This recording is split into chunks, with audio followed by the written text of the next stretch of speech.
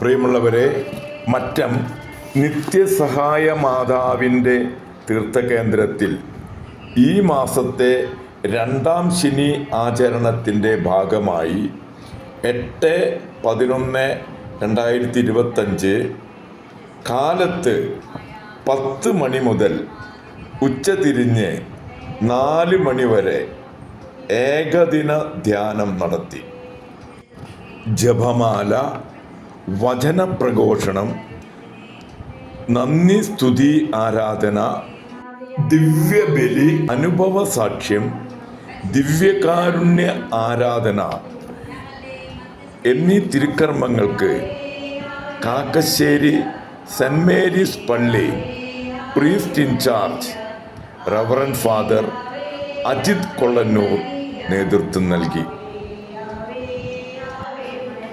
ഈ മാസത്തിലെ പ്രത്യേക നിയോഗങ്ങളായ മരിച്ചവരെക്കുറിച്ചുള്ള ഓർമ്മകളും ശുദ്ധീകരണ സ്ഥലത്തിലെ ആത്മാക്കൾക്ക് വേണ്ടി നമ്മൾ പ്രത്യേകം പ്രാർത്ഥിക്കേണ്ട ആവശ്യകതകളെക്കുറിച്ചുള്ള ചിന്തകളും ബ്രദർ ആൻ്റണി ചിറമൽ പങ്കുവച്ചു.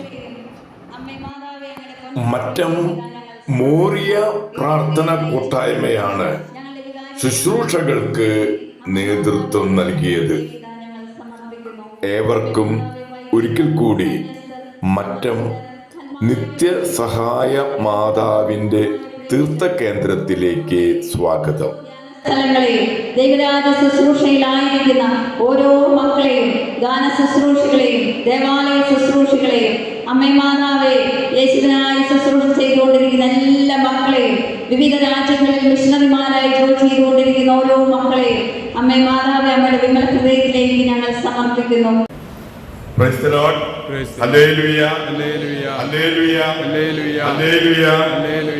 കൈകളൊക്കെ ഉയർത്തി നമ്മളൊന്ന് മാതാവിനെ സ്തുതിച്ച്, ദൈവത്തെ സ്തുതിച്ച് ആരാധിച്ച് അല്പനേരം ഒന്ന് സ്തുതിക്കാം. ഹല്ലേലൂയ. എല്ലാവരും കൈകൾ ഉയർത്തി hallelujah, hallelujah, hallelujah, hallelujah, hallelujah, hallelujah, hallelujah, hallelujah.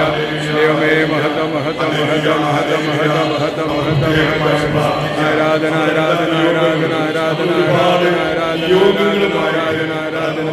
Hallelujah, hallelujah, hallelujah. ദൈവമേ, നമ്മളെല്ലാം ഈ പ്രാർത്ഥനയുടെ സമയത്ത് നിയോഗമായി നമ്മുടെ കർത്താവ് നമ്മെ അനുഗ്രഹിക്കാൻ തയ്യാറായിട്ടാണ്. നമ്മുടെ സ്തുതികള്, നമ്മുടെ പ്രാർത്ഥനകള്, നമ്മുടെ ആവശ്യങ്ങളൊക്കെ നമുക്ക് ഉറക്കെ സ്തുതിക്കാം. വലിയൊരു ഇൻട്രഡക്ഷനിലൂടെയൊക്കെയാണ് നമ്മുടെ എന്നെ കൊണ്ട് ക്ഷണിച്ചത്. ഞാൻ അവിചാരിതമായിട്ടാണ് നമുക്ക് ഇങ്ങനെ ഒരു സാഹചര്യം വന്നത്. നമുക്ക് നാട്ടിൽ വന്നപ്പോൾ ഒരു പ്രാർത്ഥന കൂട്ടായ്മയുടെ കൂടെ കൂടണമെന്നൊരു ആഗ്രഹം ഉണ്ടായിരുന്നു. അങ്ങനെ ആയിട്ട് കൂടെ കൂടിയിരിക്കുകയാണ്. അപ്പൊ ദൈവം ഓരോ കാര്യങ്ങൾക്ക് നമ്മളെ എടുത്ത് ഉപയോഗിക്കുക. എന്റെ എത്രയേ ഉള്ളൂ, ഇതുവരെ ഞാൻ 10, 27, 28, 19 വർഷം ജോലി ചെയ്തു. ഇനി കുറച്ച് നാളൊക്കെ തമ്പുരാന് വേണ്ടി ജോലി ചെയ്യാം. കുറച്ച് സമയം നമ്മുടെ ആവശ്യങ്ങൾക്ക് വേണ്ടി, അധികം തമ്പുരാന് വേണ്ടിയിട്ട് ബാക്കിയുള്ള സമയം നമ്മുടെ ആവശ്യങ്ങൾക്ക് വേണ്ടി. അതുകൊണ്ടാണ് ഇതിന്റെ കൂടുതലായിട്ട് ഇതിന്റെ കൂടെയൊക്കെ നടക്കുന്നത്. പ്രിയപ്പെട്ടവരെ, ഈ മാസത്തിന്റെ പ്രത്യേകത നമുക്കറിയാം. എന്താണ്? മരിച്ചവരുടെ മാസമായിട്ടാണ് നമ്മുടെ സഭ ഈ മാസത്തെ നമ്മൾ ആഘോഷിക്കുന്നത്. അതിനുവേണ്ടി നമ്മൾ കണ്ടു, നമ്മുടെ നവംബർ 1-ാം തീയതി, ശരിക്കും 2-ാം തീയതി ചെയ്യേണ്ടതാണ് മരിച്ചവർക്ക് വേണ്ടിയിട്ടുള്ള ശുശ്രൂഷകളൊക്കെ. എന്നാല് 1-ാം തീയതി തന്നെ ഞായറാഴ്ച ആയതുകൊണ്ട് 2-ാം തീയതി ഭാഗമാക്കിയിട്ടാണ് നമ്മുടെ ശവപ്പള്ളി അലങ്കരിച്ച് വെച്ചിരിക്കുന്നത്. നമ്മള് എന്തുകൊണ്ടാണ് നമ്മൾ ഈ ശവപ്പള്ളിയിലൊക്കെ പോയിട്ട് പ്രാർത്ഥിക്കേണ്ട ഒരു ആവശ്യകത? എന്താണ് അതിന്റെ ഒരു ആവശ്യകത? എന്താണ് നമ്മുടെ വിശ്വാസം നമ്മെ അത് പഠിപ്പിക്കുന്നത്? മരിച്ചുപോയി, എന്നാൽ മരിച്ചു പോയതിനെ കുറിച്ച് നമ്മൾ ഓർക്കുകയും അവർക്ക് വേണ്ടി പ്രാർത്ഥിക്കുകയും ചെയ്യുന്നതിന് എന്തെങ്കിലും എന്നെ ഗുണമുണ്ടോ?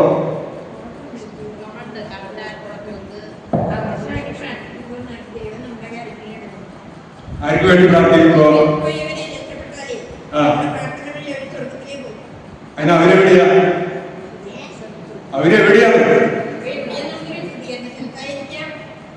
നരകത്തിലോ ആയിരിക്കാം, സ്വർഗത്തിലോ ആയിരിക്കാം. അങ്ങനെ ഒരു 2-3 സ്ഥലങ്ങളാണ് നമുക്ക് പറയാൻ പറ്റിയിട്ട് നമുക്ക് കേട്ട് മനസ്സിലാക്കിയിട്ടുണ്ട്. അപ്പം സ്വർഗത്തിലുള്ളവർക്ക് നമ്മൾ പ്രാർത്ഥിക്കേണ്ട ആവശ്യമുണ്ടോ? സ്വർഗത്തിലുള്ളവർക്ക് വേണ്ടി പ്രാർത്ഥിക്കേണ്ട ആവശ്യമില്ല, കാരണം അവർ സ്വർഗത്തിലാണ്. അങ്ങനെയാണെങ്കിൽ നരകത്തിലുള്ളവർക്കോ?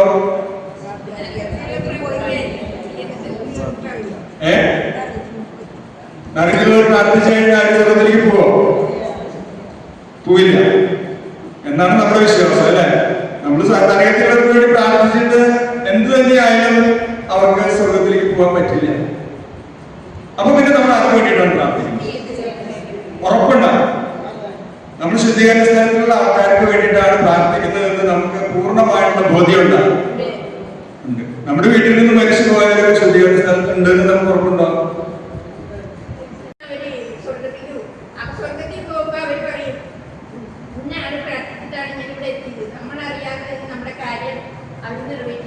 കണ്ടോ, ഇതാണ് ബോധ്യങ്ങൾ. ആ ചേച്ചി വളരെ ശക്തമായിട്ട് കാര്യങ്ങളെ പറ്റി പറഞ്ഞു തരും. എന്നാ ശ്യാമള ചേച്ചിയാണ് കേട്ടോ. നമ്മള് പ്രത്യേകം ഓർക്കേണ്ട ഒരു കാര്യം, കൈയടിക്കാൻ. ഇതാണ് ബോധ്യം.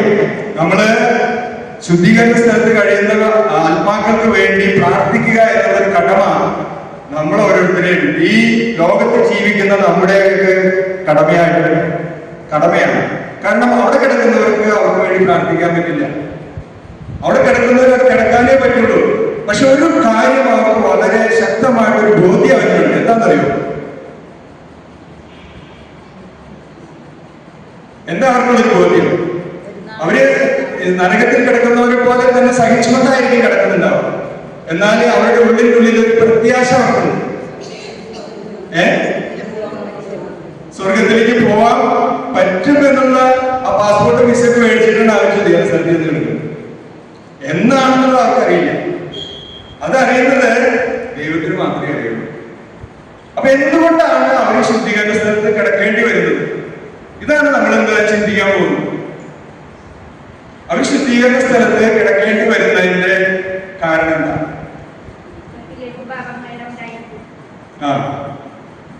പിന്നെ പറഞ്ഞോ, ഞാൻ നിങ്ങൾക്ക് ഒരാളാണ്, അതുകൊണ്ട് ധൈര്യമായിട്ട് പറയാം. എന്ത് തെറ്റുണ്ടെങ്കിലും വിളിച്ച് പറയാനുണ്ട്. ഇതുവരെ പറഞ്ഞൊക്കെ ശരിയാണ്.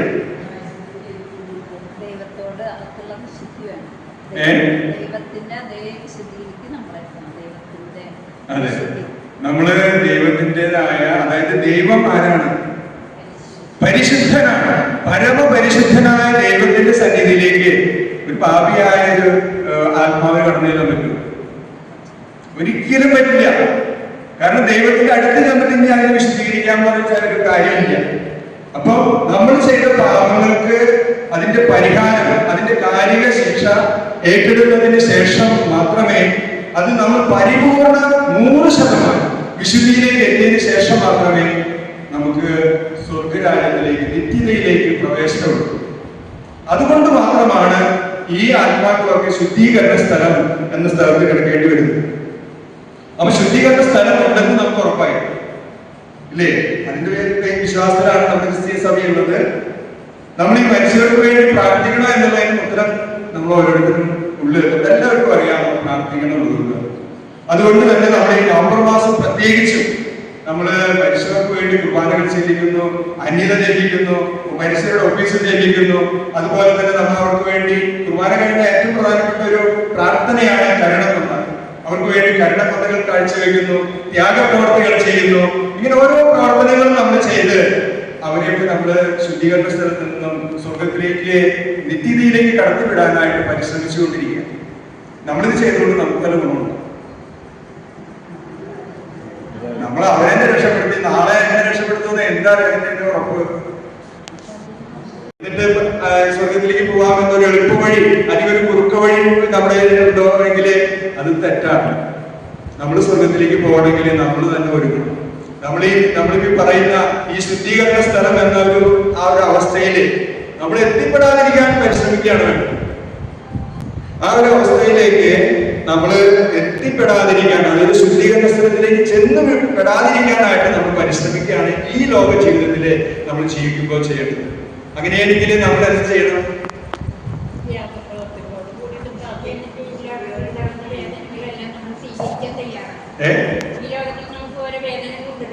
രോഗമായിട്ട് അപമാനങ്ങളായിട്ട് എന്തെങ്കിലും നല്ല മനസ്സോട് സ്വീകരിക്കുമ്പോഴാണ് ഈ ലോകത്തിൽ നമ്മൾ കുറിച്ച് വഹിച്ചാലാണ് നമുക്ക്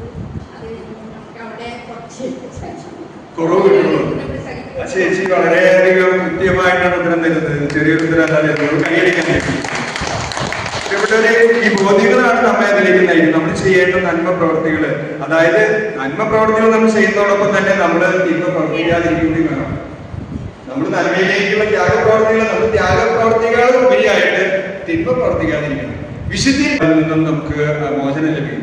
അപ്പൊ ശുദ്ധീകരണ സ്ഥലത്ത് കടന്നു ചെല്ലേണ്ടതായിട്ടുള്ള അല്ലെങ്കിൽ ആ ഒരു അവസ്ഥയിലേക്ക് എത്താതെ നമ്മൾ ഇവിടെ നിന്ന് തന്നെ നേരെ സ്വർഗത്തിലേക്ക് എത്താൻ നമുക്ക് സാധിച്ചെങ്കിലേ അതാണ് ഏറ്റവും നല്ലത്. അതിനു വേണ്ടിയിട്ട് നമുക്ക് ഒരുങ്ങാണ് വേണ്ടത്. അതിനുവേണ്ടി നമ്മൾ നമ്മുടെ ജീവിതത്തെ ക്രമപ്പെടുത്തണം. ഈ പറഞ്ഞ പോലെ നല്ല കാര്യങ്ങളും ത്യാഗങ്ങളും ഒക്കെ എടുത്തുകൊണ്ട് നമ്മൾ നമ്മുടെ ജീവിതത്തെ മുന്നോട്ട് കൊണ്ടുപോകണം. നമ്മളറിയാം, ഈ എന്തുകൊണ്ടാണ് ഞാൻ പറഞ്ഞത്, എന്തുകൊണ്ടാണ് ഈ ആത്മാക്കൾക്ക് വേണ്ടി പ്രാർത്ഥിക്കുന്നത്? നമ്മുടെ കത്തോലിക്ക സഭയുടെ മതബോധന ഗ്രന്ഥം, അതായത് CCC എന്നാണ് നമ്മൾ ഷോർട്ട് ഫോമിൽ പറയുന്നത്. ആ പുസ്തകത്തിന്റെ 1030, 1031 എന്നീ ഖണ്ഡികകളിൽ തിരുസഭ അന്തിമ ശുദ്ധീകരണം എന്നതിനെ കുറിച്ച് പഠിപ്പിക്കുന്നുണ്ട്. പ്രവേശിക്കാൻ ആവശ്യമായ വിശുദ്ധി നേടുന്നതിന് വേണ്ടി അവർ മാനസാന്തരം വിശുദ്ധീകരണത്തിന് വിധേയരാകേണ്ടിയിരിക്കുന്നു. മരണാനന്തരം വിശുദ്ധീകരണത്തിന് വിധേയരാകേണ്ടിയിരിക്കുന്നു. തിരഞ്ഞെടുക്കപ്പെട്ടവരുടെ ഈ അന്തിമ ശുദ്ധീകരണത്തെ സഭ ശുദ്ധീകരണ സ്ഥലം അഥവാ പൊർക്കേറ്ററി എന്ന് വിളിക്കുന്നു. ഈ നമ്മള് സ്വർഗത്തിലേക്ക് പ്രവേശിക്കുന്നതിന് വേണ്ടി, വിശുദ്ധീകരിക്കുന്നതിന് വേണ്ടി നമുക്ക് മരണാനന്തരം കിട്ടുന്ന ഒരു ഇടമാണ് ഈ ശുദ്ധീകരണ സ്ഥലം. ആ സ്ഥലത്തെ സഭ നമ്മെ പഠിപ്പിക്കുന്നത് ശുദ്ധീകരണ സ്ഥലം, അല്ലെങ്കിൽ അതിന്റെ ഇംഗ്ലീഷിലുള്ള വാക്ക് പൊർക്കേറ്ററി എന്നാണ്. ശപിക്കപ്പെട്ടവരുടെ ശിക്ഷയിൽ നിന്നും ഇത് തികച്ചും വിഭിന്നമാണ്. ശപിക്കപ്പെട്ടവരുടെ ശിക്ഷയിൽ നിന്നും തികച്ചും വിഭിന്നമാണ്. എന്തുകൊണ്ടാ? ശപിക്കപ്പെട്ടവരെ എവിടേക്ക് പോവുക? നരകത്തിലേക്ക് പോകും. എന്നാല് ഈ ശുദ്ധീകരണ സ്ഥലം അഥവാ പൊർക്കേറ്ററി എന്ന് പറയുന്ന സ്ഥലത്ത്, ശുദ്ധീകരണ സ്ഥലത്ത് സംബന്ധിക്കുന്ന സഭയുടെ വിശ്വാസ പ്രബോധനങ്ങള് പ്രത്യേകമായും അത് 2 സുനഹദോസ് കൂടിയാണ് അത് സഭ അതിന് കൂടുതലായിട്ട് നമ്മളെ പഠിപ്പിച്ചു തന്നത്. ഒന്ന് ഫ്ലോറൻസിൽ നടന്ന ഒരു സുനഹദോസും അതുപോലെ തന്നെ ക്രാന്തിയിലെ സുനഹദോസിലൂടെയാണ് നമ്മളെ പഠിപ്പിക്കുന്നത്. സഭയുടെ പാരമ്പര്യം വിശുദ്ധ ഗ്രന്ഥത്തിലെ ചില ഭാഗങ്ങൾ പരാമർശിച്ചുകൊണ്ട് ശുദ്ധീകരണ അഗ്നിയെ പറ്റി പറയുന്നുണ്ട്. അതായത് ലഘുവായ കുറ്റങ്ങളെ സംബന്ധിച്ചിടത്തോളം അവസാന വിധിക്ക് മുൻപ് ഒരു ശുദ്ധീകരണ അഗ്നി ഉണ്ടെന്ന് നാം വിശ്വസിക്കുന്നു. അതായത് ചെറിയ ചെറിയ പാപങ്ങൾ ചെയ്ത വ്യക്തിക്ക് പോലും നമ്മുടെ ആ അവസാന വിധി, അപ്പൊ എന്താണ്, എത്ര വിധികളുണ്ട്? മൂന്ന് വിധി. ഏതൊക്കെയാന്ന് പറഞ്ഞ ചെയ്യാൻ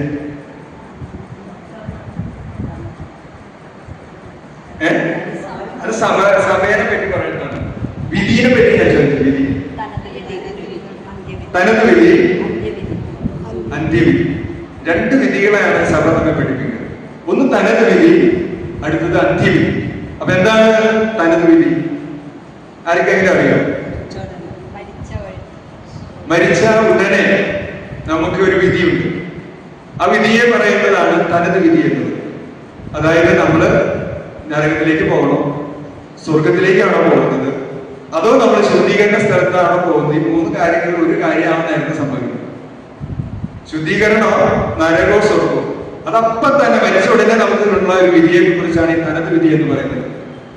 മരിച്ച ചെറിയ ചെറിയ പാപങ്ങൾ ദൈവം നമ്മെ സ്വർഗത്തിലേക്ക് എടുക്കാനായിട്ട് തീരുമാനിച്ചു കഴിഞ്ഞാല്, നമുക്ക് എന്തെങ്കിലും ശിക്ഷ നമ്മളിൽ ഉണ്ടെങ്കിൽ, ചെറിയ ചെറിയ ശിക്ഷകൾ ഉണ്ടെങ്കിൽ, ആ ശിക്ഷകളിലേക്ക് അതിനുവേണ്ടി നമ്മെ നയിക്കപ്പെടുന്ന ഒരു ഏരിയയാണ്, സ്ഥലമാണ് ശുദ്ധീകരണ സ്ഥലം. ഏറ്റവും നന്മയോടുകൂടി ജീവിച്ച് ദൈവം അതേ മരിച്ചുകൊടുത്താൽ തന്നെ സ്വർഗത്തിൽ കൊണ്ടുപോകുവാൻ തയ്യാറായിട്ടുണ്ടെങ്കിൽ, അതും ഈ തനത് വിധിയിലൂടെ ആ മനുഷ്യൻ, ആ വ്യക്തി, ആത്മാവ് അപ്പം തന്നെ സ്വർഗത്തിലോട്ട് പോകും. എന്നാല് പാപത്തിന് അടിമപ്പെട്ടുകൊണ്ട് എല്ലാ തിന്മയും ചെയ്ത് ജീവിച്ച ഒരു വ്യക്തിയാണെങ്കിൽ ആ വ്യക്തിക്ക് ഒരു രക്ഷയുമില്ല, ദൈവത്തിന് ഒരു രക്ഷയുമില്ല. അവനെ സ്വർഗത്തിലേക്കോ അല്ലെങ്കിൽ കൊണ്ടുപോകാൻ, ശുദ്ധീകരണത്ത് കൊണ്ടുപോകാൻ പറ്റാത്തൊരവസ്ഥയാണെങ്കിൽ ആ ആത്മാവ് നേരെ കടന്നു പോകുന്നത് നിത്യ നരകാഗ്നിയിലേക്കാണ്. ഈ 3 തലങ്ങളിലാണ് ഈ വിധി നടക്കുന്നത്, ഈ തനത് വിധി നടക്കുന്നത്. എന്നാൽ മറ്റൊരു വിധി നമ്മൾ പറഞ്ഞു, അന്ത്യവിധി. അതെപ്പോഴാണ് നടക്കുന്നത്? യേശുവിന്റെ 2ാം വരവില് യേശു നമ്മെ എല്ലാ ആത്മാക്കളും ആ സമയത്ത് ഉയർത്തെഴുന്നേൽക്കും. അത് എനിക്ക് തോന്നുന്ന നരകത്തിലുള്ളവരും ഉയർത്തെഴുന്നേൽക്കുണ്ടാവും. തന്റെ ഇടത്ത് ഭാഗത്തുള്ളവരോട് പറയും നിത്യ നരകാഗ്നിയിൽ പോകും, മറ്റുള്ളവരെ നേരെ വിളിച്ച് സ്വർഗത്തിലേക്ക് വിടുന്ന ഒരു അവസ്ഥയാണ്. അതാണ് അവസാന വിധി, അന്ത്യവിധി എന്ന് പറയുന്നത്. അപ്പൊ 2 വിധിയാണ് ഒരു മനുഷ്യനെ സംബന്ധിച്ച് നമ്മുടെ ജീവിതത്തിലെ നമ്മൾ അഭിമുഖീകരിക്കേണ്ടത്. അതൊന്ന് മരിച്ച ഉടനെ നമുക്ക് കിട്ടുന്ന ഒരു വിധിയെ തനത് വിധി എന്ന് പറയുന്നു. മരിച്ചതിന് ശേഷം നമ്മുടെ ശുദ്ധീകരണത്തിന്റെ ഇതെല്ലാം കഴിഞ്ഞതിന് ശേഷം യേശുവിന്റെ രണ്ടാം വരവില് നടക്കുന്ന അവസാന വിധിയെ പറയുന്നതാണ് അന്ത്യവിധി എന്ന് പറയുന്നത്. അപ്പോ മാരകപാപത്തിൽ മരിക്കുന്നവർ നരകത്തിൽ പതിക്കും എന്നതിനോട് ബന്ധപ്പെട്ടാണ് ശുദ്ധീകരണ സ്ഥലത്തെ പറ്റി പഠിപ്പിക്കുന്നത്.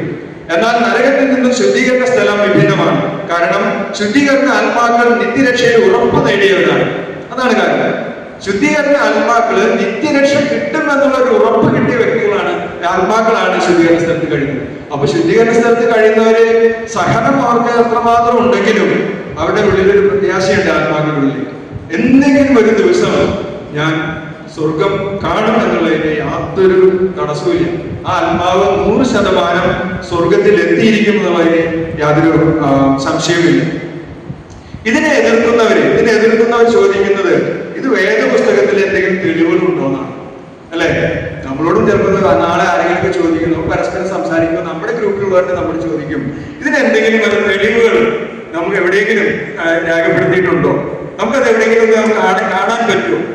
അതെന്താണ് വേദപുസ്തകത്തിൽ എഴുതി വെച്ചിട്ടുള്ളത് എന്നതാണ് നമ്മൾ ഈ നിമിഷം, ഈ സമയത്ത് നമ്മളൊന്ന് ചിന്തിക്കാൻ പോകും. അതിലൊന്ന് അതിന്റെ ആദ്യത്തെ കാരണം തിരുവചനത്തിൽ നമ്മൾ നോക്കുമ്പോൾ ദൈവം പൂർണ്ണ പരിശുദ്ധനാണ്. ആ പരിശുദ്ധനായ ദൈവത്തിന്റെ സന്നിധിയിലെ ഒരു ചെറിയ അശുദ്ധിക്ക് പോലും പ്രവേശനമില്ല. മനസ്സിലായില്ലേ? ദൈവം എന്ന് പറയുന്നത് അത്രമാത്രം പരമ പരിശുദ്ധനാണ്. ആ പരിശുദ്ധിയുടെ മുന്നിലേക്ക് കുറച്ച് ചെറിയൊരു അശുദ്ധി ഉണ്ടെങ്കിൽ പോലും അവിടേക്ക് കടന്നു ചെല്ലാനായിട്ട് പറ്റില്ല.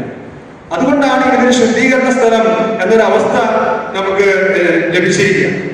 ഇത് വെളിപാട് പുസ്തകത്തിലെ 21-ാം അധ്യായത്തിലെ 27-ാമത്തെ വാക്യം നിങ്ങളുടെ ബൈബിളൊന്നും എടുക്കുകയാണെങ്കിൽ വളരെ നന്നായിരുന്നു. വെളിപാട് പുസ്തകം 21-ാം അധ്യായം 27-ാമത്തെ വാക്യം ഒന്നെടുത്ത് വായിക്കണം.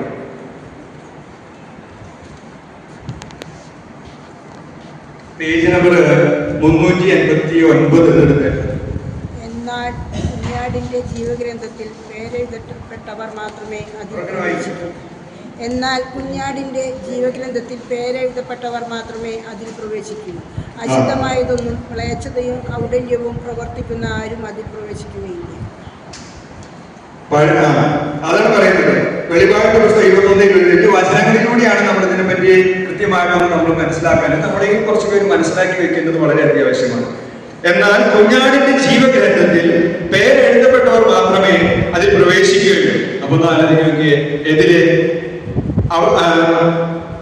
അശുദ്ധമായതൊന്നും മ്ലേച്ഛതയും കൗടല്യവും പ്രവർത്തിക്കുന്ന ആരും അതിൽ പ്രവേശിക്കുകയില്ല. പഴയ നിയമത്തിലും ഈ മുഴുവനും അതല്ലേ പഠിപ്പിക്കുന്നത്. നിങ്ങൾ പഴയ നിയമം വായിക്കുമ്പോൾ ചില സംശയങ്ങൾ ഉണ്ടായിട്ടുണ്ടാവും. നമ്മൾ പഴയ നിയമത്തിലേക്ക് കടന്ന് നിങ്ങളെ ശ്രദ്ധ ഞാൻ പഴയ നിയമത്തിലേക്ക് ഒന്ന് ക്ഷണിക്കുകയാണ്. നമ്മൾ കാണാം, പഴയ നിയമം ബൈബിൾ മുഴുവനായിട്ട് വായിച്ചിട്ടുള്ളവരൊന്ന് കൈകൾ നോക്കിയാണ്. കുറെ പേര് വായിച്ചിട്ട് ബൈബിൾ വായിച്ചപ്പോൾ നമ്മൾ അതിന്റെ ഭാഗം, ഞാൻ എന്റെ ഭാഗം ഒന്നും എടുത്ത് പറയുന്നില്ല, നിങ്ങൾക്ക് പെട്ടെന്ന് മനസ്സിലാവും. കാരണം എന്നെ ഇതമാതിരി ദേഷ്യം പിടിപ്പിച്ചൊരു സംഭവമാണ്.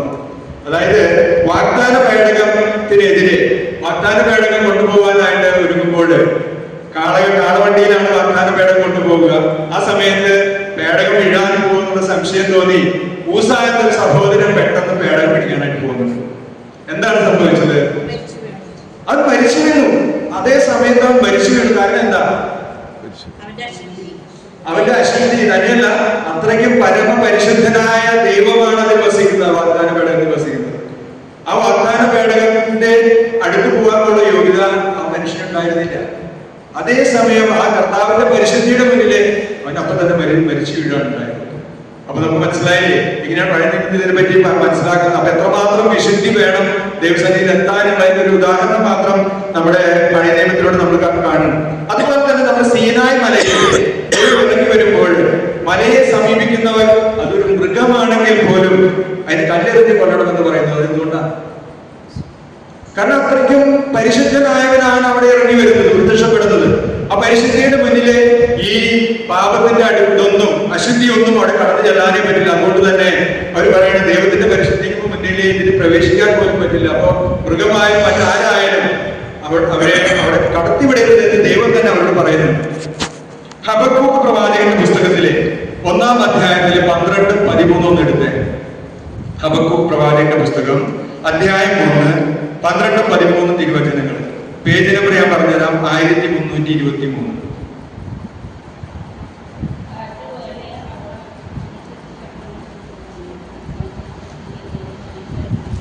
ഹബക്കൂക്കിന്റെ അധ്യായം 1, 12, 13.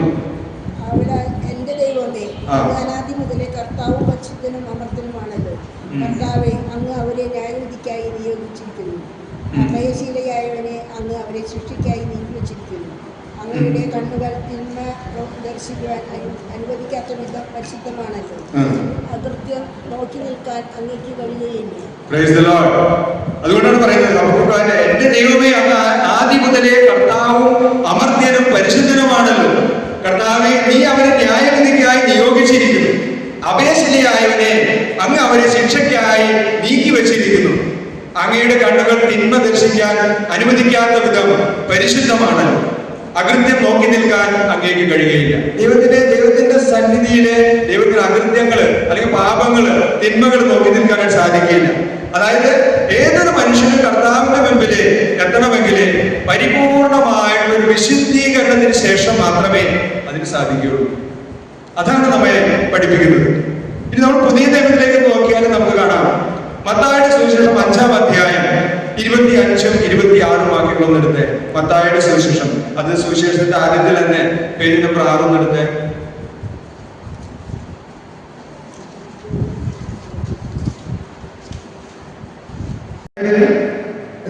അല്ലെങ്കിൽ പ്രതിയോഗി നിന്നെ ന്യായാധിപൻ സേവകരും ഏൽപ്പിച്ചു കൊടുക്കും. അങ്ങനെ നീ കാരാഗ്രഹത്തിൽ അടയ്ക്കപ്പെടും.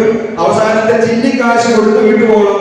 നീ അവിടെ നിന്ന് പുറത്തു വരികയായിട്ട് സത്യമായി ഞാൻ നിങ്ങൾ പറയുന്നു. ഇത് എന്നോടാണ് ഉപദേശിക്കുന്നത് അറിയോ? ഈ കാരാഗ്രഹം എന്താണ്?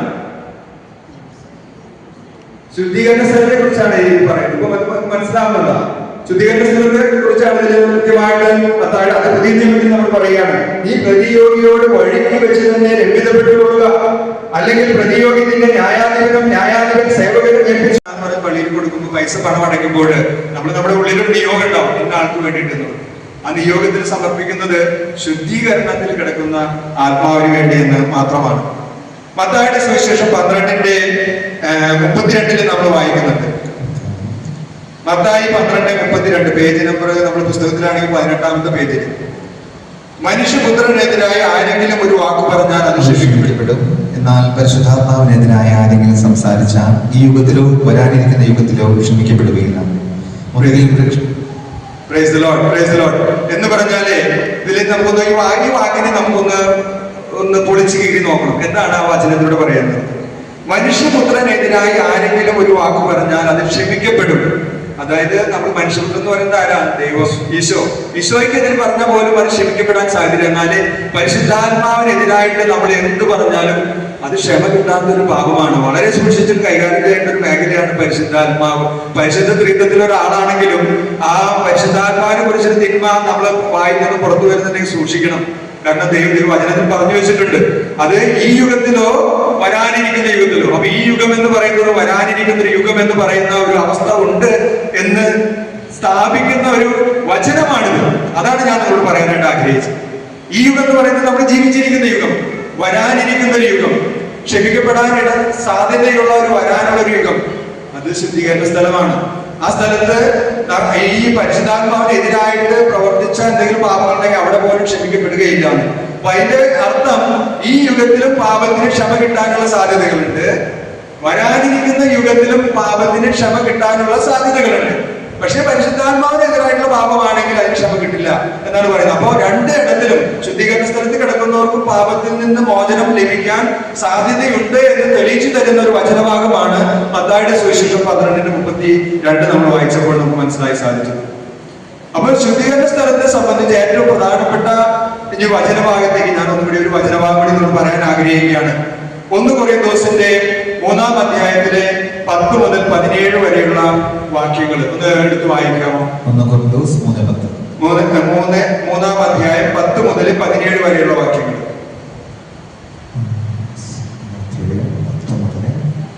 246-ാമത്തെ പേജിലത്തെ വചന പുസ്തകത്തിലെ എനിക്ക് നൽകപ്പെട്ട ദൈവകൃപയനുസരിച്ച് ഒരു വിദഗ്ധ ശില്പിയെ പോലെ ഞാൻ അടിസ്ഥാനമിട്ടു, മറ്റൊരുവൻ അതിന്മേൽ പണിയുകയും ചെയ്യുന്നു. എപ്രകാരമാണ് താൻ പണിയുന്നത് ഓരോരുത്തരും ഗൗരവപൂർവ്വം ചിന്തിക്കട്ടെ. ശ്രദ്ധിച്ച് വായിക്കുക, ശ്രദ്ധിച്ച് കേൾക്കുക, അപ്പൊ നിങ്ങൾക്ക് മനസ്സിലാവും.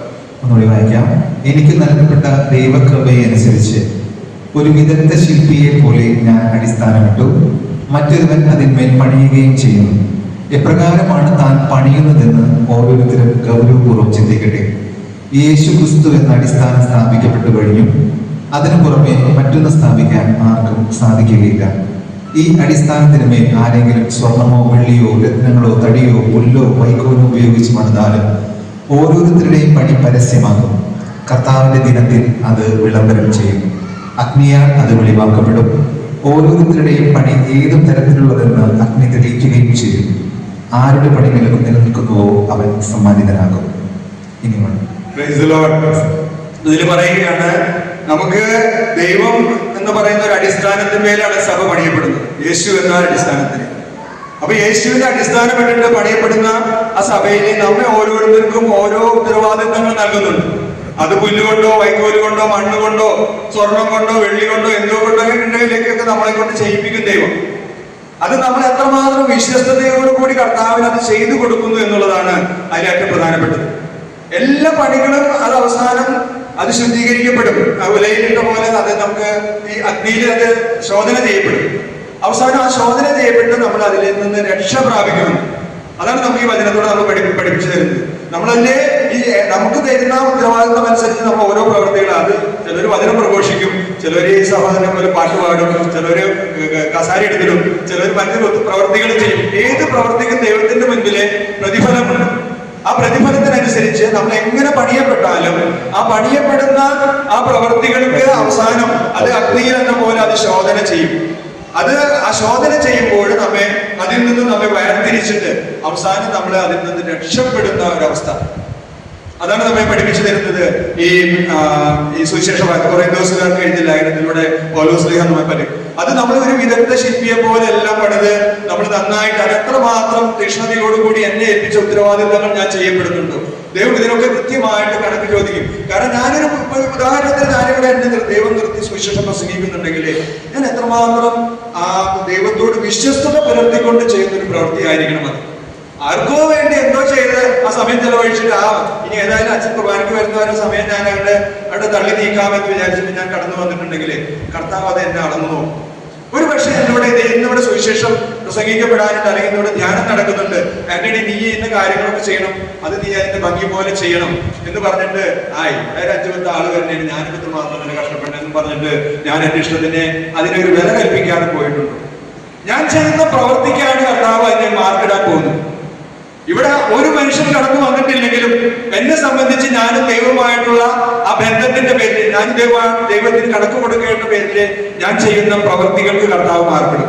അത് അഗ്നിയിലൂടെ എന്ന പോലെ അത് ശോധന ചെയ്യപ്പെടും. അത് കൃത്യമല്ലെങ്കിൽ അതിന് കുറവുണ്ടെങ്കിൽ അതിനുള്ള സഹനങ്ങളൊക്കെ നമ്മൾ ഏറ്റെടുക്കേണ്ടി വരും. ഞാനൊരു അമ്മ എന്ന നിലയിൽ, ഒരു അപ്പൻ എന്ന നിലയിൽ, ഞാനൊരു ശുശ്രൂഷ എന്ന നിലയിൽ എന്നെ ഏൽപ്പിച്ചു തന്നിരിക്കുന്ന ദൗത്യങ്ങള് അതിൻ്റെതായ യഥാർത്ഥത്തിലും അർത്ഥത്തിലും ആഴത്തിലും ദൈവത്തോടുള്ള സ്നേഹത്തെ പ്രതി ഞാൻ എത്രമാത്രം ഭംഗിയായി അത് നിറവേറ്റിയെന്ന് കർത്താവ് നമ്മോട് ചോദിക്കുമ്പോൾ അതിന് ഞാൻ കുറവ് പറ്റിയിട്ടുണ്ടെങ്കിൽ ഈ അഗ്നിയിലൂടെ എന്ന പോലെ നമ്മൾ അതിലൂടെ കടന്നു പോകേണ്ടി വരും. ഈ വചനം നമ്മെ പഠിപ്പിക്കുന്നതാണ്.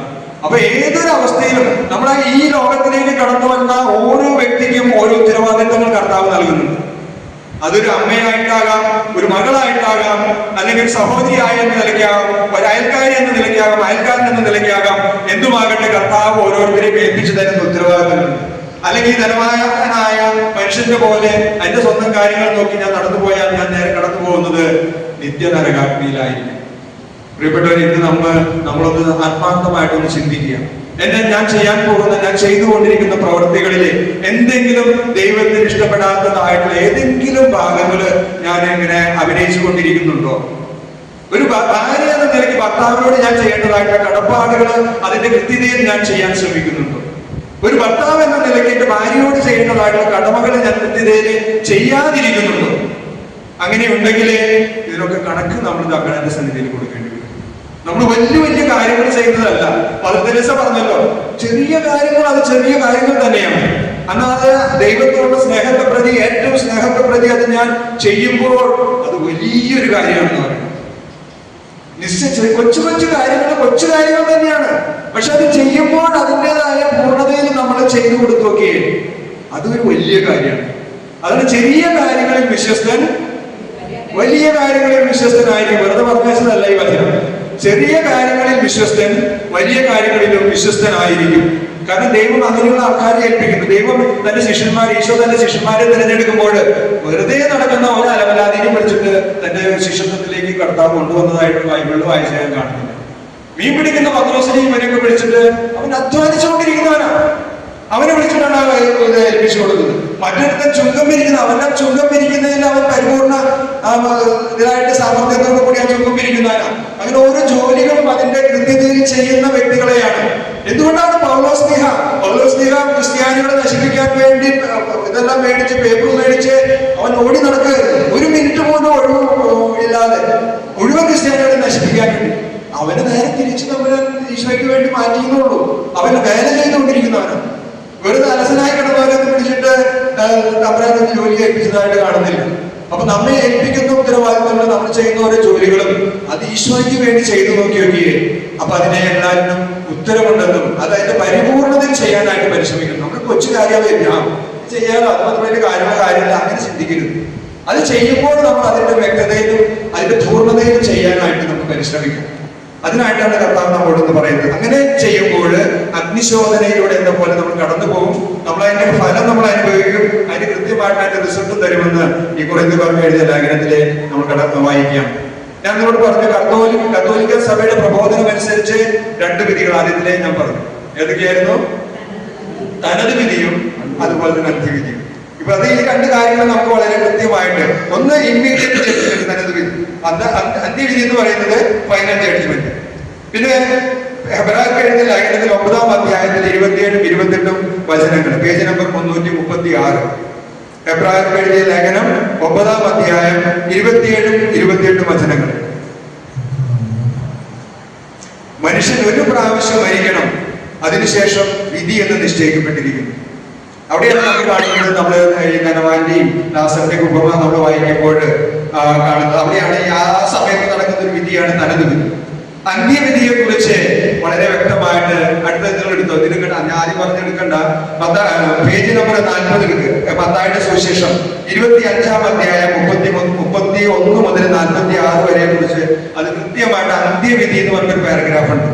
അതൊന്ന് വായിച്ചു നോക്കിയേ. മനുഷ്യപുത്രൻ എല്ലാ ദൂതന്മാരോടും കൂടെ മഹത്വത്തിൽ എഴുന്നള്ളുമ്പോൾ അവൻ തന്റെ മഹിമയുടെ സിംഹാസനത്തിൽ ഉപവിഷ്ടനാകും. അവന്റെ മുൻപിൽ എല്ലാ ജനതകളും ഒരുമിച്ച് കൂട്ടപ്പെടും. ഇടയൻ ചെമ്മരിയാടുകളെ കോലാടുകളിൽ നിന്ന് വേർതിരിക്കുന്നത് പോലെ അവൻ അവരെ തമ്മിൽ വേർതിരിക്കും. അവൻ ചെമ്മരിയാടുകളെ തന്റെ വലത്തുവശത്തും കോലാടുകളെ ഇടതുവശത്തും നിർത്തും.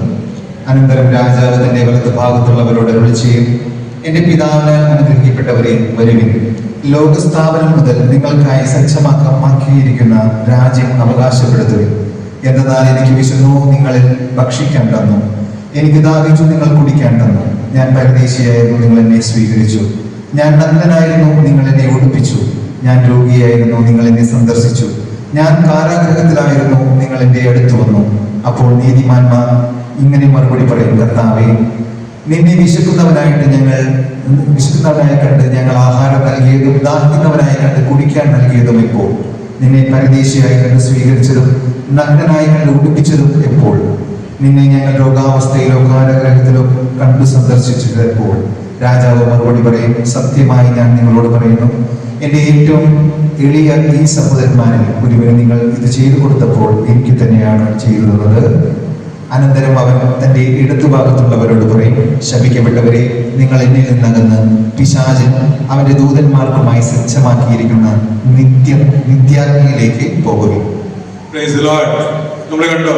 അപ്പൊ അവസാനത്തെ വിധിയില് ദൈവം ഈശോ നൽകാനിരിക്കുന്ന ഒരു ശിക്ഷാവിധിയെ കുറിച്ചുള്ള ഒരു ഭാഗമാണ് നമ്മൾ ഇത് നമ്മൾ വായിച്ചു കേട്ടത്. അതിന് നമ്മൾ ഓരോ പ്രവർത്തികൾ ചെയ്തപ്പോഴും ചെറിയ ചെറിയ കാര്യങ്ങളൊക്കെ ചെയ്തപ്പോഴും അവസരം പറഞ്ഞു, ഇതൊക്കെ ചെയ്തത് നിങ്ങൾ എനിക്ക് വേണ്ടി തന്നെയാണ്, നിങ്ങൾ എന്നെ നിത്യതയിലേക്ക് കടന്നു വരാനായിട്ട് പറയുന്നു. മറ്റവരോട് പറയാണ്, നിങ്ങൾ ഇതൊക്കെ ചെയ്യാതിരുന്നപ്പോഴൊക്കെ എനിക്ക് തന്നെയാണ് നിങ്ങൾ ഇത് ചെയ്യാതിരുന്നത്, അതുകൊണ്ട് നിങ്ങൾ നരകത്തിലേക്ക് പോകാൻ പറയണം. പ്രിയപ്പെട്ടവരെ, നമ്മൾ എവിടേക്കാണ് പോകേണ്ടതെന്ന് ഒരു ഐഡിയ നമുക്ക് കിട്ടിക്കാണും. ഏകദേശം ഒരു ഐഡിയ കിട്ടി കാണുന്ന സ്വർഗത്തിൽ പോവോ നരകത്തിൽ പോവോ അതോ ശുദ്ധീകരണ സ്ഥലത്ത് പോവോ എന്നുള്ളത്. നമ്മളൊന്ന് ആത്മപരിശോധന ചെയ്യുന്നത്, ഇടയ്ക്കിടയ്ക്ക് ഇങ്ങനെ ഒന്ന് ആത്മപരിശോധന ചെയ്യുന്നത് തെറ്റില്ല.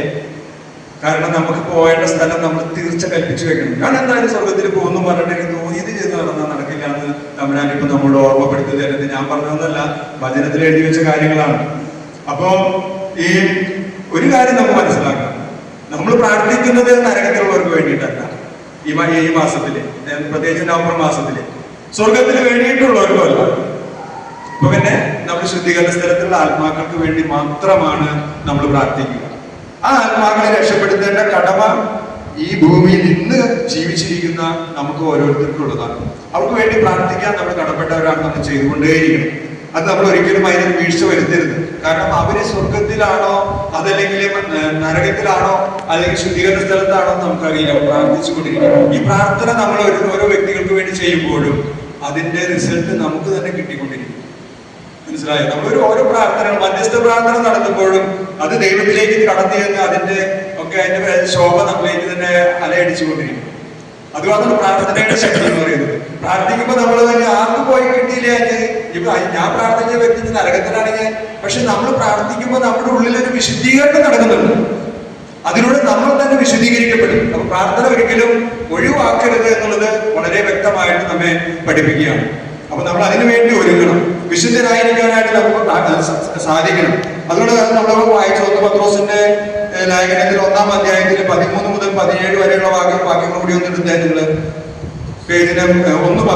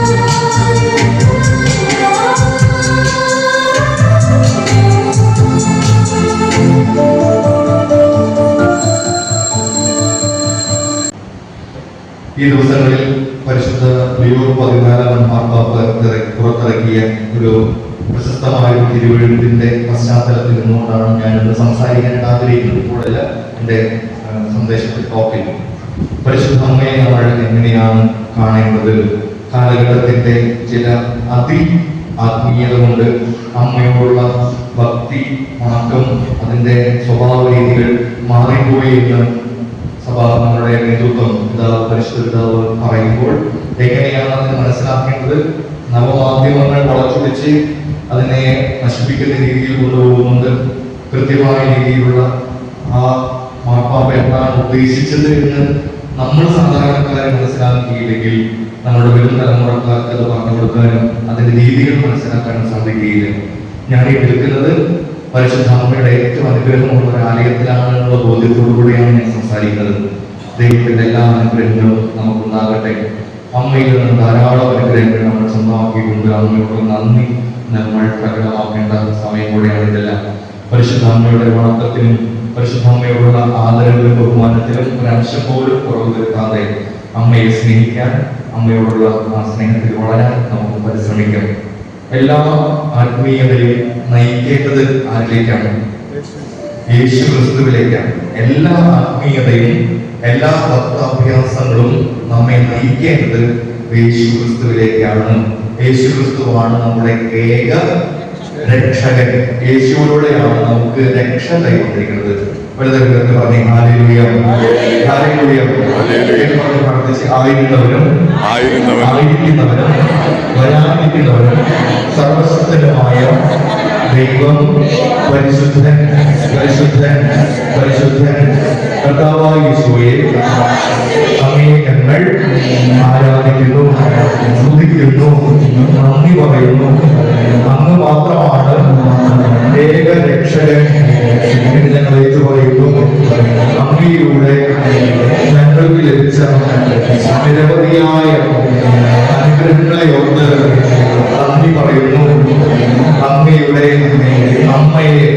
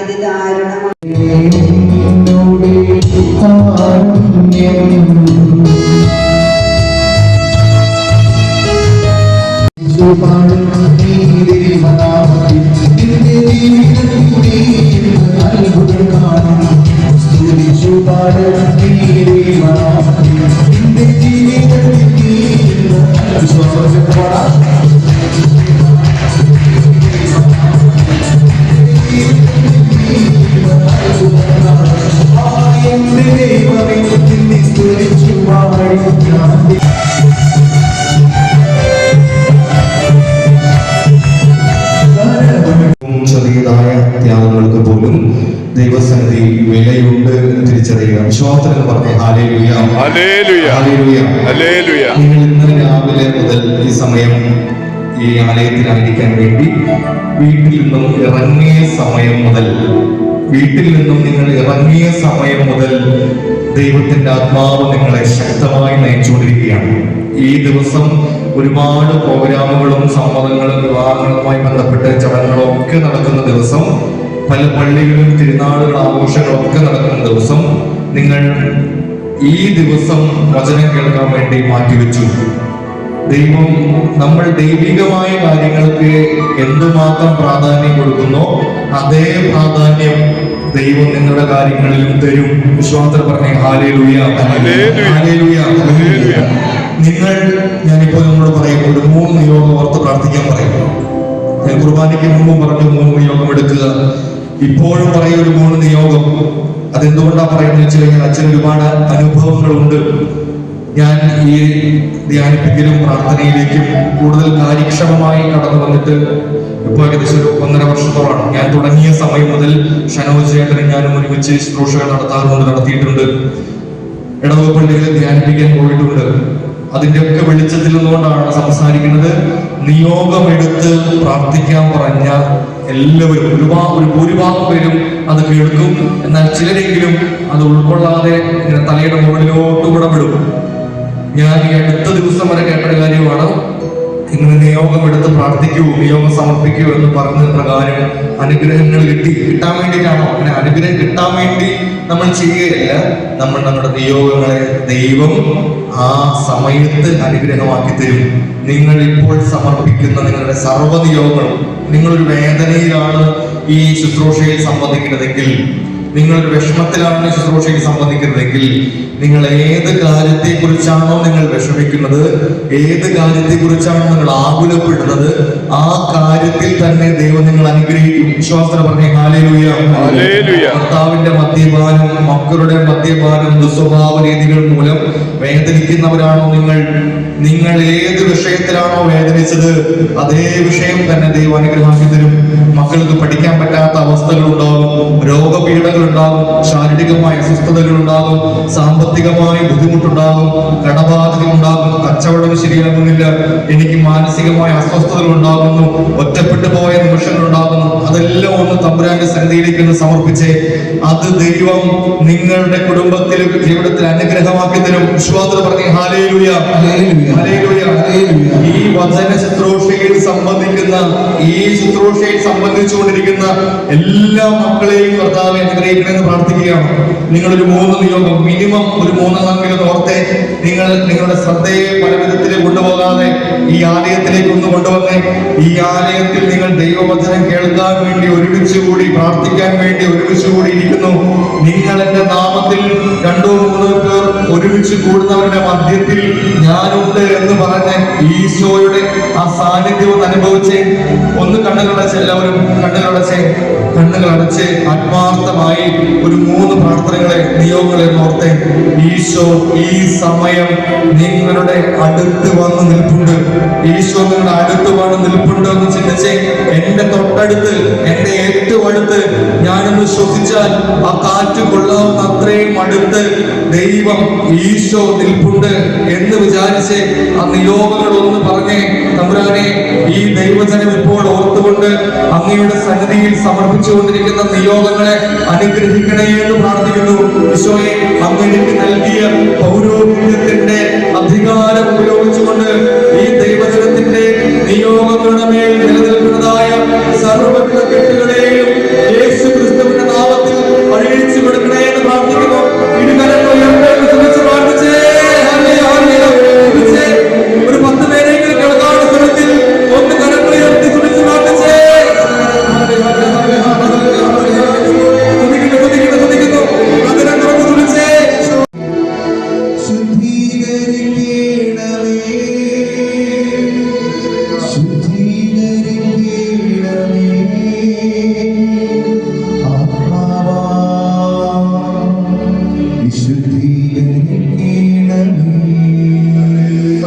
പ്രാർത്ഥനയുടെ സമയം നമ്മുടെ അനുഭവമാക്കി തരണേ. വിശുദ്ധ കുരിശിന്റെ ആശീർവാദം സ്വീകരിക്കുമ്പോൾ നിങ്ങൾ പ്രാർത്ഥനകൾക്ക്, ഞാൻ ചൊല്ലുന്ന പ്രാർത്ഥനകൾക്ക് ആമേൻ എന്ന് ഉറക്കെ മറുപടി പറയണം.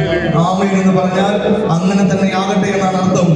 പ്രാർത്ഥനകൾക്ക് ആമേൻ എന്ന് എല്ലാവരും മറുപടി പറയണം, ഉറക്കെ പറയണം. നമ്മുടെ കർത്താവ് യേശു മിശിഹായുടെ കൃപ നിങ്ങളുടെ കൂടെ ഉണ്ടായിരിക്കട്ടെ. പിതാവായ ദൈവത്തിന്റെ സ്നേഹം നിങ്ങളുടെ കൂടെ ഉണ്ടായിരിക്കട്ടെ. പരിശുദ്ധാത്മാവിന്റെ സഹവാസം നിങ്ങളോട് കൂടെ ഉണ്ടായിരിക്കട്ടെ. വിശുദ്ധ കുരിശിന്റെ സംരക്ഷണം നിങ്ങളുടെ കൂടെ ഉണ്ടായിരിക്കട്ടെ. അന്ധകാര ശക്തികളുടെ കെട്ടുകൾ വിട്ടുമാറട്ടെ. രോഗപീഠകൾ വിട്ടുമാറട്ടെ.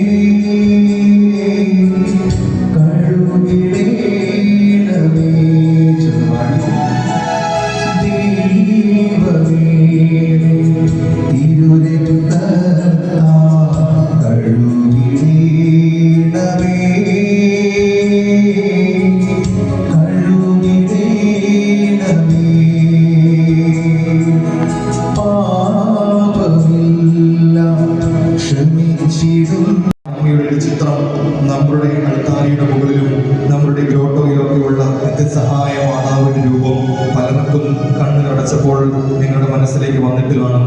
അതല്ല എന്നുണ്ടെങ്കിൽ കൈകൾ കൂപ്പിയും കൈകൾ വിരിച്ചും ഒക്കെ പിടിക്കുന്ന അമ്മയുടെ രൂപം കണ്ണുകളടച്ച് ഞാനിപ്പോൾ കണ്ടുകൊണ്ടിരിക്കുകയാണ്. ഞാനിപ്പോൾ അമ്മയുടെ ആ രൂപം നിങ്ങൾ കാണും, നിങ്ങൾക്ക് കാണാൻ ഇടവരുത്തും. അല്ലെങ്കിൽ വിശ്വാസത്തോടെ കണ്ണുകളടച്ച് വിശ്വാസത്തോടെ അമ്മയുടെ ആ സാന്നിധ്യം അനുഭവിച്ച് അമ്മ ഈശോയിലേക്ക്, ദൈവത്തിലേക്ക്, വചനത്തിലേക്ക്, അനുസരണത്തിലേക്ക്, കൃപയിലേക്ക് നിങ്ങളെ നയിക്കും. പരിശുദ്ധ അമ്മയോട് ചേർന്ന് ഞങ്ങൾ പ്രാർത്ഥിക്കുന്നു. നന്മ നിറഞ്ഞ മറിയമേ സ്വസ്തി, കർത്താവ് അങ്ങയോട് കൂടെ സ്ത്രീകളിൽ അനുഗ്രഹിക്കപ്പെട്ടവളാകുന്നു. അങ്ങയുടെ ഉദരത്തിൻ ഫലമായ ഈശോ അനുഗ്രഹിക്കപ്പെട്ടവനാകുന്നു. അതെവിടെ നിന്നാണെന്ന് അവൻ അറിഞ്ഞില്ല, എന്നാൽ വെള്ളം കോരിയ പരിചാരകർ അറിഞ്ഞിരുന്നു. അവൻ മണവാളനെ വിളിച്ചു പറഞ്ഞു, എല്ലാവരും മേൽത്തരം വീഞ്ഞ് ആദ്യം വിളമ്പുന്നു, അതിഥികൾക്ക് ലഹരി പിടിച്ചു കഴിയുമ്പോൾ താഴ്ന്നു തരവും. എന്നാൽ നീ നല്ല വീഞ്ഞ് ഇതുവരെയും സൂക്ഷിച്ചു വെച്ചുവല്ലോ. സ്തുതി. Hallelujah, hallelujah.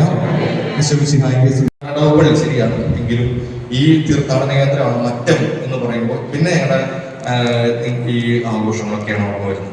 മറ്റം പള്ളിയിലേക്ക് ഇങ്ങനെ വരുമ്പോൾ അമ്മാമ്മ മരിച്ചുപോയി. ഞാനൊക്കെ അച്ഛനാവുന്നതിന് മുമ്പേ അമ്മാമ്മ മരിച്ചു.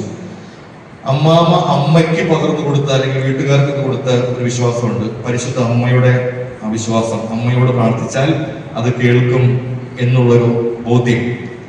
ഒരു കഥ കേട്ടിട്ടുണ്ട്. ഇനിയിപ്പോ അമ്മമാരെ പണ്ടത്തെ ആൾക്കാരെ തള്ളാണെന്ന് അറിയില്ല, ഇപ്പോഴത്തെ പിള്ളേര് തള്ളുതള്ളെന്ന് കേട്ടില്ല. അങ്ങനത്തെ ഒരു തള്ളു കഥയാണെന്ന് അറിയില്ല. ഇവിടെ ഒരു കുറ്റി ഉണ്ടല്ലോ, ഇവിടെ പണ്ട് വെള്ളം വന്നു, അങ്ങനെയൊക്കെയാണോ? ശരിയാണോ? ശരിയാണ്. അപ്പൊ അവിടെ നിന്ന് വെള്ളം വന്നു, വെള്ളം എടുത്തു എന്നൊക്കെ ഒരു വിശ്വാസം. ഈ മലയുടെ മുകളിൽ അമ്മ വെള്ളം തന്നു. അപ്പൊ അങ്ങനെയുള്ള പ്രകടമായ അനുഗ്രഹങ്ങൾ കിട്ടിയിട്ടുള്ള സ്ഥലമാണ് അമ്മാമ്മ. എന്റെ അമ്മാമ്മ വിശ്വാസം പകർന്നു കൊടുത്ത് അമ്മയ്ക്ക് കിട്ടി. അമ്മ ഇപ്പോഴും എല്ലാവരും നാളിലും ഇവിടെ വരണം, പ്രാർത്ഥിക്കണം എന്നുള്ളൊരു ബോധ്യം ഉണ്ടെങ്കിൽ, ഞാനും ഇവിടെ വന്ന അനുഗ്രഹങ്ങൾ സ്വന്തമാക്കിയിട്ടുണ്ടെങ്കിൽ ഈ ആലയം ഒരു അനുഗ്രഹത്തിന്റെ ഒരു ആലയമാണെന്ന് മനസ്സിലായോ? അത് എവിടെ നിന്ന് കിട്ടുന്ന ഈ അനുഗ്രഹം? അമ്മയോട് പ്രാർത്ഥിക്കുന്നു. ആരാ തരുന്നത്? ഈ ഗ്രോട്ടോ വരെ വന്നിട്ട് പോവാണെങ്കിൽ ഞാൻ അതിൽ ചെറിയൊരു കണക്കും ഞാൻ നോട് പോയി, ഒരു കുഞ്ഞു കണക്കം എനിക്കുണ്ടാവും. ഗ്രോട്ടോ വരെ വന്നിട്ട് അങ്ങ് തിരിച്ചു പോവാണെങ്കിൽ ഒരു വിഷമം ഉണ്ടാവും. അത് ആ ഗ്രോട്ടോ എവിടെ വരെ എത്തണം? ഇവിടേക്ക് എത്തണം. പറഞ്ഞ ഹല്ലേലൂയ, ഹല്ലേലൂയ, ഹല്ലേലൂയ. എനിക്ക് പറഞ്ഞ ആയിരുന്നവനും ആയിരിക്കുന്നവനും വരാനിരിക്കുന്നവനും സർവശക്തനുമായ ദൈവം പരിശുദ്ധൻ, പരിശുദ്ധൻ, പരിശുദ്ധൻ. അതുകൊണ്ട് ഞാൻ ഇന്ന് നിങ്ങളോട് ഒരുപാട് വിഷയങ്ങളിൽ ഈ ദിവസങ്ങൾ സംസാരിക്കാറുണ്ട്. ഞങ്ങൾ രണ്ടുപേരും ചൊവ്വാഴ്ച ആചരണം പാലിയൂർ പുറണപ്പള്ളിയിൽ എനിക്ക് മാസത്തിൽ 2 ചൊവ്വാഴ്ചകളുണ്ട്. അങ്ങനെ ഒരുങ്ങാറുണ്ട്. ഈ വിഷയം ഇന്നേക്ക് ശനിയാഴ്ചക്ക് വേണ്ടി വരണം എന്ന് പറഞ്ഞപ്പോൾ ആദ്യം ഞാൻ കുറച്ച് ഒഴിവുകൾ പറഞ്ഞു. എനിക്ക് 2 സമ്മതമുണ്ട്, രാവിലെ തന്നെ ഉണ്ടായിരുന്നു. അതുകൊണ്ട് നിങ്ങൾ വന്ന സമയം മുതലേ വരാൻ പറ്റില്ല എന്ന് ഞാൻ പറഞ്ഞിരുന്നു. അതുകൊണ്ട് ഉള്ള സമയം മതി എന്ന് പറഞ്ഞു. അപ്പൊ എനിക്ക് ഒരു ആഗ്രഹമായി, നിങ്ങളത് തീക്ഷ്ണതയോടെ അദ്ദേഹം വിളിച്ചു. അപ്പോൾ ഞാൻ ഒരുങ്ങിയിട്ടാണ് വന്നത്. അമ്മയെ പറ്റി തന്നെയാണ് ദിവസങ്ങളിൽ ഒരുങ്ങുന്നത്. ഈ ആലയത്തിൽ വന്ന് ആദ്യം നടത്തുന്ന ഒരു പ്രസംഗം അല്ലെങ്കിൽ ആദ്യം കൊടുക്കുന്ന ഒരു സന്ദേശം അമ്മയെ പറ്റി തന്നെയാകണം എന്ന് എനിക്ക് ആഗ്രഹം ഉണ്ടായിരുന്നു. മരണം പോലെ വേർപെട്ടു പോയവരുടെ മാസമാണ്. ഞാൻ ശുദ്ധീകരണ സ്ഥലത്തെ പറ്റിയൊക്കെ അദ്ദേഹം രാവിലത്തെ സമയങ്ങളിൽ ചിന്തിച്ചിട്ടുണ്ടാവും എന്ന് വിചാരിക്കുകയാണ്. ഇല്ലെങ്കിൽ തന്നെയും അമ്മ എന്ന് പറയുന്ന അല്ലെങ്കിൽ പരിശുദ്ധ അമ്മയെ പറ്റി ഒന്ന് നമ്മൾ ചിന്തിക്കുക. നമ്മൾ കേട്ട കാര്യങ്ങളാവും. ഈ ദിവസങ്ങളിൽ പരിശുദ്ധ ലിയോ 14 മാർപ്പാപ്പ ഒരു പ്രത്യേകമായ ഒരു കത്തിലൂടെ ഡോക്യുമെന്റ് ആയിട്ട് തന്നെയാണ് അതിൽ അവതരിപ്പിച്ചിരിക്കുന്നത്. അതിലെ 2 കാര്യങ്ങൾ പരാമർശിച്ചിട്ടുണ്ട്. നിങ്ങളുടെ ശ്രദ്ധയിൽ നിങ്ങൾക്ക് ആർക്കെങ്കിലും അതെന്താന്ന് അറിയാൻ പറ്റുമോ? സഹരക്ഷക എന്ന വാക്ക് പാടില്ല, അത് ഉപയോഗിക്കരുത് എന്ന് പറഞ്ഞിട്ടുണ്ട്. ഒരിനോട് പറഞ്ഞല്ലോ, ഏക മധ്യസ്ഥ, കൃപയുടെ മധ്യസ്ഥ എന്നുള്ള വാക്കും എടുത്തു മാറ്റണം എന്ന്. എടുത്തു മാറ്റണം എന്ന് അങ്ങനെ യഥാർത്ഥ സെൻസ്, ഉൾക്കാഴ്ച അല്ലെങ്കിൽ എന്തിനു വേണ്ടിയാണോ നമ്മൾ തുടങ്ങിയത് ആ വിഷയത്തിൽ നിന്നും തെന്നി മാറുന്നു എന്ന് തോന്നുമ്പോൾ ഈ സഭാപിതാക്കന്മാരും നമ്മുടെ മെത്രാന്മാരും ഏറ്റവും അധികാരിയായ മാർപ്പാപ്പയൊക്കെ അവരുടെ പഠനങ്ങൾ ഉപയോഗിച്ചുകൊണ്ട് നമ്മൾ തിരുത്തും. ഇത് എന്തിനാ തിരുത്തുന്നത് എന്ന് ചിന്തിച്ചിട്ടുണ്ടോ? ഇപ്പൊ നമുക്ക് എന്തെങ്കിലും ശല്യം ഉണ്ടോ? ഇങ്ങനെ സഹരക്ഷക എന്ന് വിളിക്കുമ്പോൾ ഒരു ചിന്തിക്കുമ്പോൾ എന്താണ് സഹരക്ഷക? പരിശുദ്ധ അമ്മ സഹരക്ഷകയാണ്. അത് ആദ്യം പറഞ്ഞത് ജോൺ പോൾ രണ്ടാമൻ മാർപ്പാപ്പയാണെന്നാണ്. ജോൺ പോൾ രണ്ടാമൻ മാർപ്പാപ്പ ഔദ്യോഗികമായി പറഞ്ഞതൊന്നുമല്ല. അദ്ദേഹത്തിന് ഒരുപാട് ദൈവികാനും മാതാവിലൂടെ പരിശുദ്ധ അമ്മയിലൂടെ അനുഗ്രഹങ്ങൾ ഉണ്ടായപ്പോൾ ജോൺ പോൾ രണ്ടാമൻ, വിശുദ്ധനായ ജോൺ പോൾ രണ്ടാമൻ മാർപ്പാപ്പ അന്ന് പറഞ്ഞു സഹരക്ഷകയാണ്. അത് ഔദ്യോഗികമായി എഴുതുകയോ അങ്ങനെ പ്രഖ്യാപിക്കുകയോ നിത്യകന്യകയാണ്, ദൈവമാതാവാണ്, സ്വർഗാരൂപിതയാണ് എന്നൊക്കെ പറയുന്ന പോലെ ഔദ്യോഗികമായ പഠനമല്ല, സാധാരണ പറയുന്ന പോലെ സഹരക്ഷക എന്ന് പറഞ്ഞു. ആ വാക്ക് എല്ലാവരും അത് ഏറ്റെടുത്തു. നമ്മളും പല സ്ഥലങ്ങളിൽ പറഞ്ഞിട്ടുണ്ട്, അച്ഛന്മാരെ പലയിടത്തും പറഞ്ഞിട്ടുണ്ടാവും. അങ്ങനെ പറഞ്ഞ് യഥാർത്ഥ സെൻസിൽ നിന്നും വിട്ടുമാറുന്നു എന്ന് തിരിച്ചറിഞ്ഞപ്പോൾ ആ വാക്കിനെയാണ് എടുത്തത്. എന്നാൽ മാതാവിനോടുള്ള ബഹുമാനം, വണക്കം, ആദരവ്, കൊന്ത ചെല്ലണ്ട എന്നൊക്കെ ചിലർ പറയണ കേട്ടു. അങ്ങനെ ഒന്നും പറഞ്ഞിട്ടില്ല. ആ വാക്കിൽ ഒരു തിരുത്ത് മാത്രമേ വരുത്തിയിട്ടുള്ളൂ. അമ്മയോടുള്ള ബഹുമാനം, ആദരവ് ഒന്നും കുറയ്ക്കാനായിട്ട് പറഞ്ഞിട്ടില്ല. കുറയ്ക്കുകയും വരുത്. ഒരു ഒറ്റ കാര്യം സെൻസ്, ആ നമ്മളെ ഉപയോഗിക്കുന്ന യഥാർത്ഥമായ സ്പിരിറ്റ് നഷ്ടപ്പെടാതിരിക്കാൻ വേണ്ടിയാണ് ഏക രക്ഷകൻ യേശു ക്രിസ്തു മാത്രം. വിശ്വാസം പറഞ്ഞ ഹല്ലേലൂയ, ഹല്ലേലൂയ. ഈശോയാണ് ഏക രക്ഷകൻ. ഈ രക്ഷയിലേക്ക് സഹരക്ഷക എന്ന രീതിയിലല്ല, ഈ നമ്മളെയൊക്കെ രക്ഷിക്കാൻ സഹായിച്ചു ഒരു സഹായകൻ എന്ന രീതിയിലല്ല അമ്മയെ കാണേണ്ടത്. അമ്മ ഈ രക്ഷയിൽ ഒരാളായി ആമേൻ പറഞ്ഞത് വഴി, ഞാൻ കർത്താവിന്റെ ദാസി എന്ന് പറഞ്ഞത് വഴി ഈ രക്ഷയിലേക്കുള്ള ഒരു കാരണമായി എന്ന് മാത്രമാണ് അതിന് തിരുത്തുന്നത്. ഇത് കുറച്ച് പഠനപരമായ കാര്യമാണ്, ഡോക്യുമെന്റ് ആയിട്ട് വരുന്ന വിഷയങ്ങളാണ്. നിങ്ങൾക്ക് ഒരാശയക്കുഴപ്പവും വേണ്ട. പരിശുദ്ധ അമ്മ നമ്മുടെ അമ്മ തന്നെയാണ്. അമ്മയുടെ അനുഗ്രഹങ്ങൾ ഈശോയാണ് തരുന്നത്. കൃപയുടെ നിറകൾ അല്ലെങ്കിൽ മധ്യസ്ഥ എന്ന് പറയുമ്പോൾ സർവകൃപകളും നമുക്ക് ദൈവത്തിനും മനുഷ്യർക്കും മധ്യേ ആരാണ് മധ്യസ്ഥരായിട്ടുള്ളത്? യേശു ക്രിസ്തു മാത്രമാണ്. അപ്പൊ മധ്യസ്ഥൻ എന്ന് പറയുന്ന ഈ വിശുദ്ധരെ, പരിശുദ്ധ അമ്മ, അവരൊക്കെ മധ്യസ്ഥരാണെന്നാണല്ലോ പറയുന്നത്. അത് എന്തിന്റെ മധ്യസ്ഥരാണ്? നമ്മളുടെ പ്രാർത്ഥനകൾ ഞങ്ങൾക്ക് വേണ്ടി അപേക്ഷിക്കണമേ എന്ന് പറയുന്ന മധ്യസ്ഥൻ. ആ മധ്യസ്ഥൻ എന്ന് പറയുന്നതിന് വ്യത്യാസമുണ്ട്. ഈശോയാണ് നമ്മുടെ മധ്യസ്ഥനായിട്ട് നിൽക്കുന്നത്. നമ്മളുടെ പ്രാർത്ഥനകൾ എത്തിക്കുന്ന, കുറച്ച് കൺഫ്യൂഷൻ ഉണ്ടാക്കുന്നുണ്ട് അല്ലെ, പ്രാർത്ഥനകൾ എത്തിക്കുന്ന ഒരു പ്രാർത്ഥിക്കണേ എന്ന് പറയുന്ന ഒരാൾ മാത്രമാണ്. അങ്ങനെയാണ് വിശുദ്ധരെ കാണാൻ പറഞ്ഞിരിക്കുന്നത്. അങ്ങനെയാണ് നമ്മൾ വിശ്വസിക്കുന്നത്, പറഞ്ഞതും പഠിപ്പിക്കുന്നത് അങ്ങനെ തന്നെയാണ്. പക്ഷെ ചിലയിടങ്ങളിൽ റൂട്ട് മാറുന്നു എന്നറിഞ്ഞപ്പോഴാണ് പിതാവ് ഇങ്ങനെയൊരു പഠനം കഴിഞ്ഞ 2-3 ദിവസങ്ങളായിട്ട് ഇത് ഏറ്റവും കൂടുതൽ ചർച്ച ചെയ്യുന്നത് ആരാന്നറിയാമോ? വിശ്വാസം വേണ്ടെന്നും പരിശുദ്ധ അമ്മയെ താല്പര്യമില്ലാത്തവരാണ് ചർച്ച ചെയ്യുന്നത്. പെന്തക്കോസ്തുകാരും പ്രൊട്ടസ്റ്റന്റുകാരും ഇത് വല്ലാണ്ട് ചർച്ച ചെയ്യുന്നു. കത്തോലിക്ക സഭ ഇപ്പോൾ വിശ്വാസത്തിലേക്ക് വന്നു എന്നാണ് പറയുന്നത്. അങ്ങനെയാണോ? വലുതൊക്കെ പറഞ്ഞ ഹല്ലേലൂയ, ഹല്ലേലൂയ, പറഞ്ഞ ഹല്ലേലൂയ, ഇങ്ങനെ അടക്കം പറയുന്നത് കൊണ്ട് നിങ്ങൾ കുറെ പേര് ഉണർവോടുകൂടി ഇരിക്കുന്നുണ്ട്. ചിലര് ഇങ്ങനെ നല്ല ഉറക്കത്തിലേക്ക് വരാണ്. കത്തോലിക്ക സഭയുടെ പാരമ്പര്യം അനുസരിച്ച് 3:30 കഴിഞ്ഞാൽ ഉറക്കത്തിന്റെ സമയമാണ്. അതുകൊണ്ട് അങ്ങനെ പാരമ്പര്യം പിടിച്ച് തലമുറ കൈമാറി കിടാങ്ങൾ ഞങ്ങൾ സൂക്ഷിക്കും. 3:30 തൊട്ട് 4 വരെ ഉറങ്ങും. അതുകൊണ്ട് ഉറക്കം വരാൻ സാധ്യതയുണ്ട്. അതിലേക്ക് നിങ്ങൾ പോകരുത്. അതുകൊണ്ട് ഇടയ്ക്ക് ഒരു സ്തുതിപ്പൊക്കെ ഉണ്ടാവും കേട്ടോ. ഓക്കെ, നമുക്ക് പരിശുദ്ധ അമ്മയെ പറ്റി ചിന്തിക്കുകയാണെങ്കിൽ, അമ്മയെ പറ്റി സുവിശേഷങ്ങളിൽ പലയിടങ്ങളിൽ പറയുന്നുണ്ട്. ഇന്ന് വായിച്ചു കേട്ട സുവിശേഷം പറയുന്നുണ്ട്. സുവിശേഷത്തിലെ യോഹന്നാന്റെ സുവിശേഷം 2-ാം കാനായിലെ വിവാഹം. നിങ്ങൾ ബൈബിൾ എടുത്തതിനെ പറ്റിയാണ് ഞാൻ നല്ല കാര്യം പറഞ്ഞത്. പരിശുദ്ധ അമ്മ എന്തിനാമയം പറഞ്ഞ ആളാണ്? എന്തിനോട് ആമയം പറഞ്ഞു പരിശുദ്ധ അമ്മ എന്തിനോടാണ് ആമയം പറഞ്ഞത്? വചനത്തോട്. ആ അമ്മയ്ക്ക് മാത്രമേ നല്ല സ്നേഹത്തോട് ഉത്തരം പറഞ്ഞു. ആമയം പറഞ്ഞ എന്തിനാണ്? ഞങ്ങൾ പറയുന്നത് ഞങ്ങൾക്ക് ഇതൊക്കെ നിസ്സാരമായി അങ്ങനെയല്ല, അങ്ങനെ ഇരിക്കരുത് കേട്ടോ. അതാ ഞാൻ പറഞ്ഞത്, എനിക്ക് മാർക്കിടാൻ വന്ന പേപ്പറൊക്കെ ഒന്ന് കയറി കളയണം. ഞാൻ സാധാരണ ഒരു കുടുംബത്തിൽ പിറന്നു വീണ് ഒരു ഇപ്പോഴും ജോലിക്ക് ചെയ്ത് കാശ് വാങ്ങിച്ചു കൊണ്ടുവന്ന് കൂലിക്ക് വേണ്ടി ജോലി ചെയ്യുന്ന ഒരു ചേട്ടന്റെയും ഒരു അപ്പന്റെയും അമ്മയുടെയും മകനാണ് ഞാൻ. സാധാരണ ഒരു കുടുംബത്തിൽ ഇവിടുന്ന് കെട്ടിച്ച് കുരിയച്ചിലേക്ക് പോയി അവിടെ നിന്ന് വളർന്നിരിച്ച് സാധാരണ മനുഷ്യൻ എന്ന് വരുന്നേ മതി. 12 കൊല്ലം പഠിച്ച അച്ഛനായി ദൈവകൃപയാൽ ഞങ്ങളുടെ മുമ്പിൽ നിൽക്കുന്നു. നിങ്ങളുടെയൊക്കെ പോലെ തന്നെ ഈ ആലയത്തിലൊക്കെ വന്ന് പ്രാർത്ഥിച്ചിട്ടൊരാളാണ്. അപ്പൊ അങ്ങനെ കണ്ടാൽ മതി. ഒരു അച്ഛൻ വന്നു, പ്രത്യേക ധ്യാനഗുരു വന്നു, ഒന്നും ചിന്തിക്കേണ്ട. അതാണ് ഞാൻ പറഞ്ഞത്, മാർക്കിടാവുന്ന പേപ്പറൊക്കെ കയറി കളഞ്ഞു.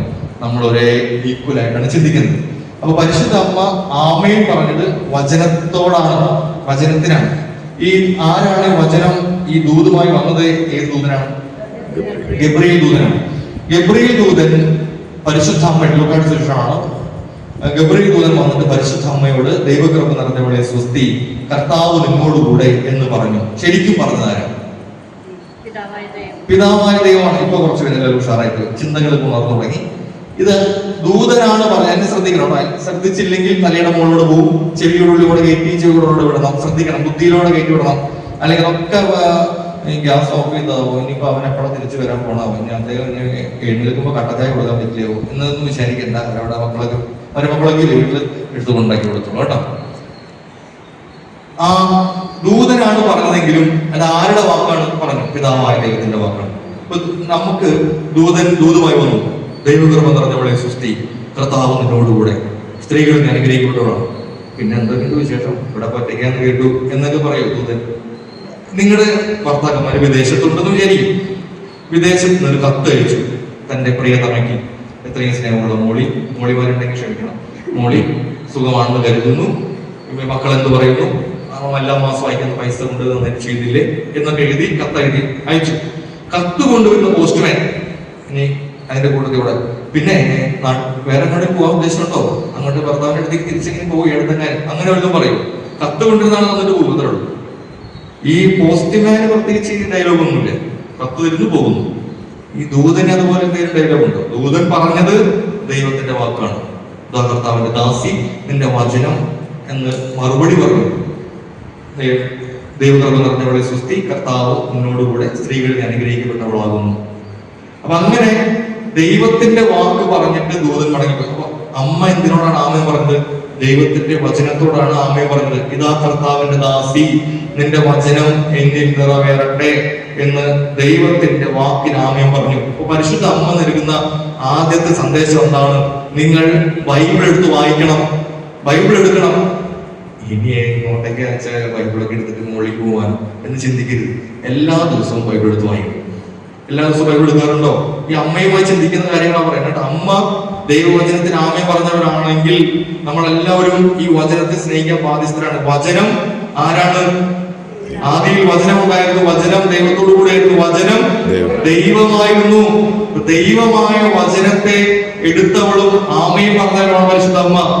അപ്പൊ ഈ അമ്മ പറയുന്ന ഇന്ന് ഈ സായന അല്ലെങ്കിൽ ഈ ഉച്ച കഴിയുന്ന സമയത്ത് നിങ്ങളോട് പറയാൻ ആഗ്രഹിക്കുന്നത്, അമ്മ വചനത്തിന് ആമയും പറഞ്ഞതുപോലെ, വചനത്തിനോടുകൂടെ പ്രത്യുദ്ധരിച്ചതുപോലെ നിങ്ങളും വചനം എടുക്കണം, ബൈബിൾ എടുക്കണം.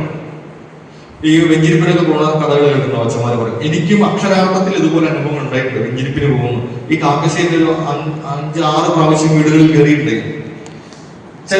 ഞാനിത് 3 വർഷം ആന്ധ്രയിൽ സേവനത്തിൽ, ആന്ധ്രയിൽ ശംഷാബാദ് രൂപതയുടെ ആന്ധ്ര മിഷനിൽ ഉണ്ടായിരുന്നു.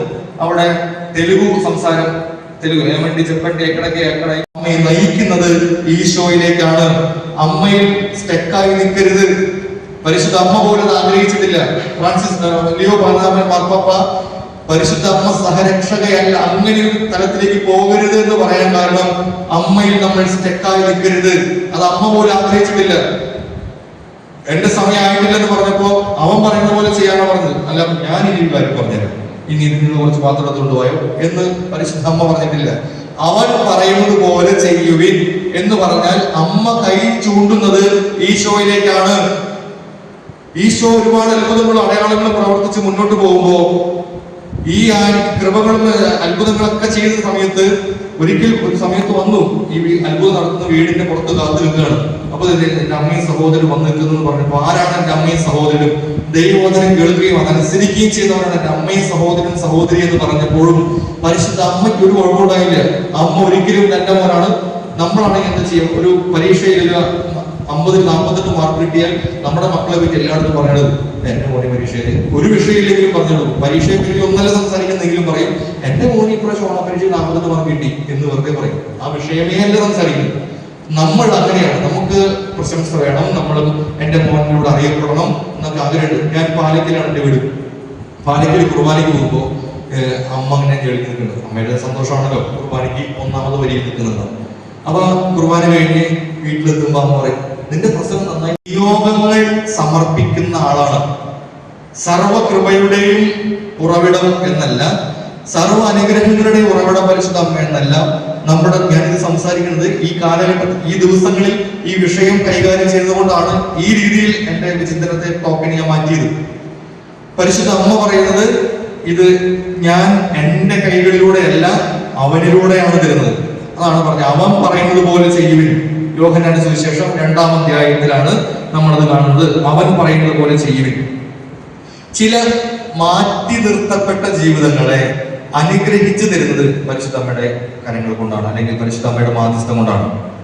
ഞാൻ പട്ടം സെമിനാരി ചെയ്തതിന് മുമ്പ് വളരെ നിസ്സാരമായ, സിമ്പിൾ ഫെയ്ത്ത് എന്ന് വേണമെങ്കിൽ പറയാം, വളരെ നിസ്സാരമായ വിശ്വാസമുള്ള ആളുകളാണ് നമ്മളെല്ലാവരും. ഈ CCCയും അതുപോലെ തന്നെയുള്ള ഡോക്ടർ ഓഫ് ഫെയ്ത്തും അങ്ങനെയുള്ള പുസ്തകങ്ങളൊക്കെ പഠിച്ച് വിശ്വാസത്തിലേക്ക് വന്നവരൊന്നല്ല നിങ്ങൾ. നിങ്ങളുടെ പേരക്കുട്ടികൾക്ക് അല്ലെങ്കിൽ കുഞ്ഞുങ്ങൾക്ക് പറഞ്ഞു കൊടുക്കേണ്ടത് ആദ്യത്തെ പാഠം എന്താണ്? നിങ്ങളുടെ ഒരു മകന്റെ മകൻ അല്ലെങ്കിൽ മകള് വീട്ടിലൊരു പേരക്കുട്ടി ഉണ്ടാകുമ്പോൾ ആ കുഞ്ഞിനെ നിങ്ങൾ ആദ്യം പകർന്നു കൊടുക്കുന്ന വിശ്വാസം എന്തായിരിക്കും?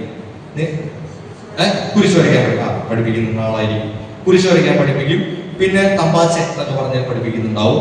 അച്ഛന്മാര് വരുമ്പോ സ്തുതി കൊടുക്കണം. ഒരു അമ്മാമ്മയുടെ എല്ലാ സകലവിധ കഴിവുകളും കാണിക്കുന്നവരെയാണ്. വികാരിച്ച് വീട്ടിലേക്ക് വീട് വെഞ്ചിരിപ്പിന് വരുമ്പോഴാണ് ചെസ്റ്റ് നമ്പർ 1 അവർക്ക് ഒരു ചെറിയ ഡിഗ്രി വരും.